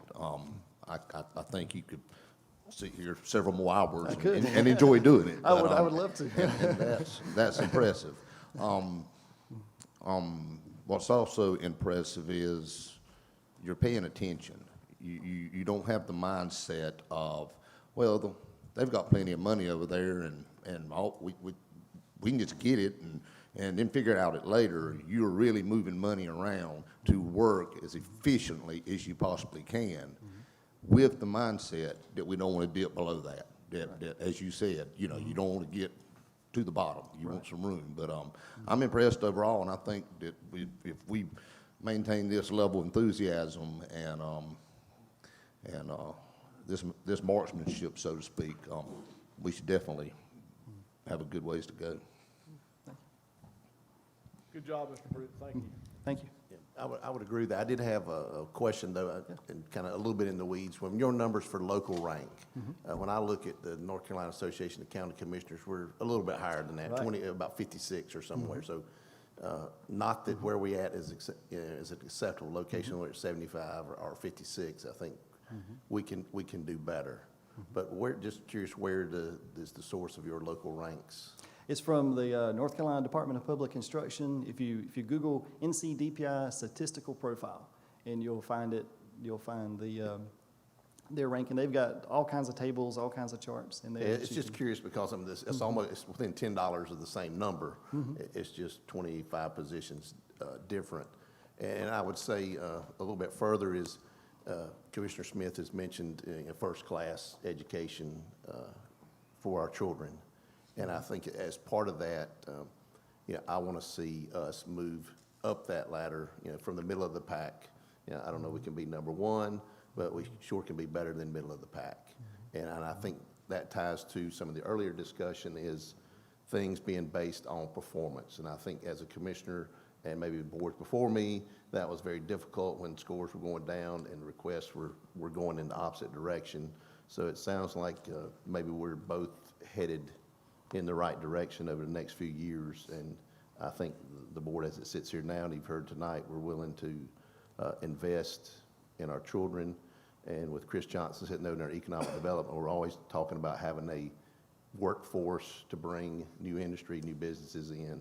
And to me, this is the foundation for all that. We start in the pre-K 3 and right on up through the high schools and our community college, and investing in those so that we continue to see the growth in industries and opportunities here in Johnston County. So again, thank you. And I haven't been to many, but that has been the most transparent presentation and informing presentation from the finances on the school board that I've heard. And I look forward to continuing that trend in transparency, and I thank you for that. Mr. Hester? I just got one point, and I agree that was an awesome presentation, and I think I can speak for our finance team that we've really enjoyed working with Dr. Bracy and Mr. Brett, and all the transparency that we have. And I appreciate you mentioning in that slides too, all the debt service that the county has. so we don't discount the fact that in the last 20 years, the county and the schools working together have built over $500 million worth of schools and renovations. So some of those counties may not have invested in their facilities. So I appreciate you bringing that up. That's a very good point. We mentioned Durham earlier, and that's a prime example. You know, Durham is, I think they're ranked 25th in the state for operational funding. But at the same time, they have almost no school debt. So there's almost, where you're spending $36 million a year, excuse me, $36 million a year for debt, they have almost none. So they're able to shift their, you know, it's a trade-off. It's always a trade-off, whether you pay in one way or you pay in another. Any more questions or comments from the Board of Commissioners? I would just like to add that, and I'll just be totally honest with it, you know, I've been on the board for 2 years, and this is the first time that I felt really comfortable with the numbers that I've received in this particular area. And that human nature always made me a little bit reluctant to vote for large sums of money because I wasn't comfortable with where the money was to start with. And today, I've heard more good things tonight, and I just want to commend the board and Dr. Bracy and Mr. Britt and anybody else involved. I mean, it's fantastic. You really did a good job laying it all out on the table, and let's look at it realistically. I think we've got a great plan put together to move forward with the monthly meetings or whatever needs to happen with that. I think it's a great opportunity for us to serve the people of Johnston County, and I think our citizens are going to be well served by having the transparency and the confidence moving forward that our children are being educated well and their tax dollars are being used wisely. So thank y'all so much. I appreciate it. Any questions or comments from the board side? I'll just say it has been a good meeting, and I appreciate the back and forth. I mean, you know, sometimes we get excited, but you know, if we don't get excited, we don't understand where we're all coming from. And I think it's been a positive thing. And, you know, again, I'm excited that I hear from county commissioners that they want to do more. And I hope y'all are excited that, you know, we're committed to giving you all more in terms of our commitment is to improve the educational outcome of our students. Nothing else we're supposed to do, that's it. And this board and our superintendent and the staff that he's bringing to us is committed to that. And, you know, I think you'll see improvement. I'm looking for it. Thank you. And that's a great point. What Dr. Bracy is saying he's going to do with our education and our scores and what he has proved that he has done at other places. Double that with what the finance director says he's going to do in cuts and how he's going to manage and stay focused on moving money and giving us a number to work with.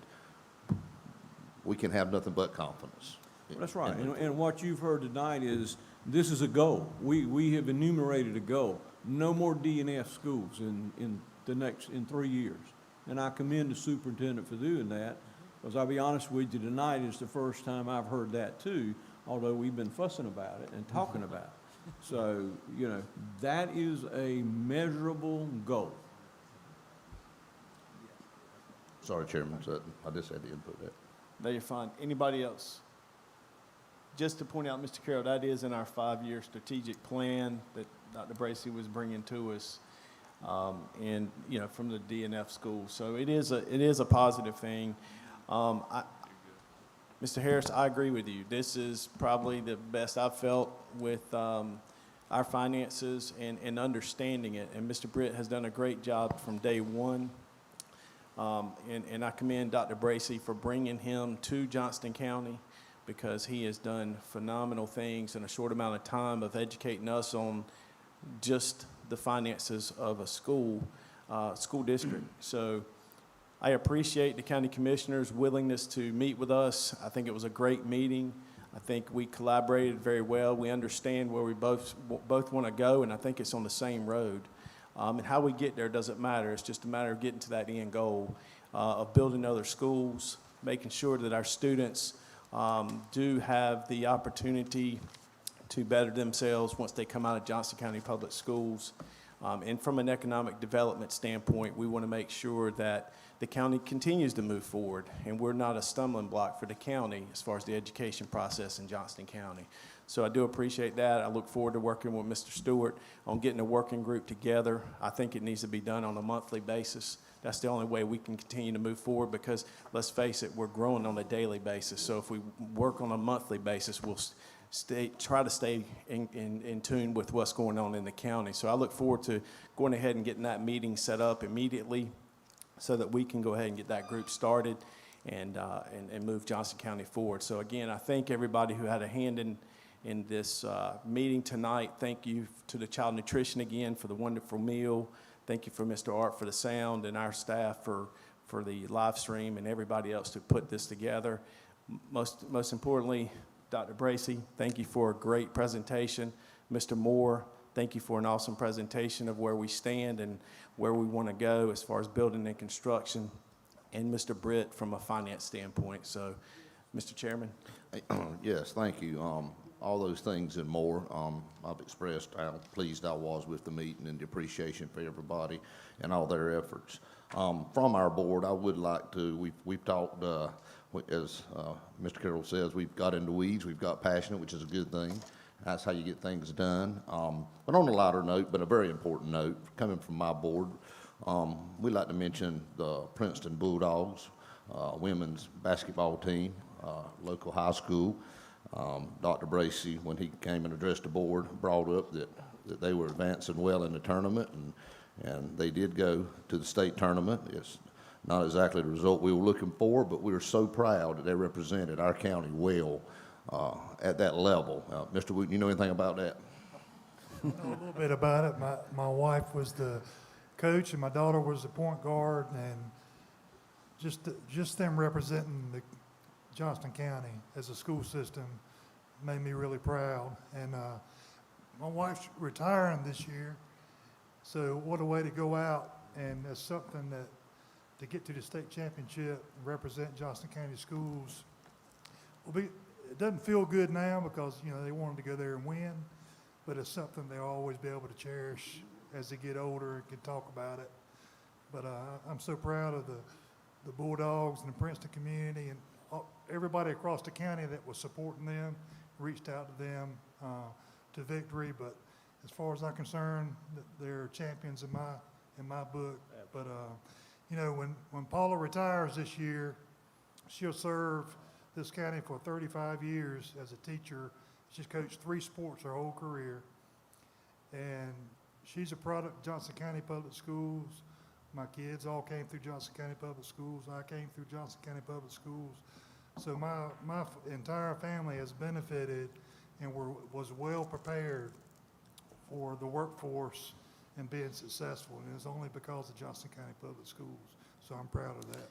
Absolutely. Mr. Stewart, Mr. Wooten may not say this, but I think it's worth stating. Not only did his son score over 1,000 points in 3 years at Princeton High School, his daughter ended up with over 1,300 points in her 4-year career playing at Princeton. So I'm not sure how many more brother-sister duos we have in the county that both scored over 1,000 points in basketball. Well, it's obvious that their mother's very athletic, but Let's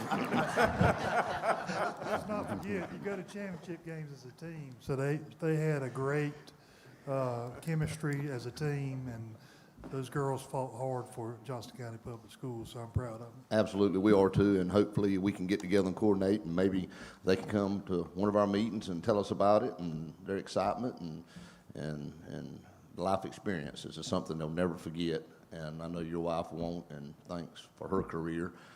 We follow the same path. My wife, a teacher and kids in the school system, but she will not be teaching 35 years. She got a little bit late into the game, but anyway, if there's no more questions or comments from my board or your board, we'd offer to adjourn. Yes, we're good. Thank you, guys. Mr. Chairman, I move for a motion to adjourn. Second. Yeah. Second. Got a motion, got a second, any Yeah, discussion? let's go. All right, we're adjourned.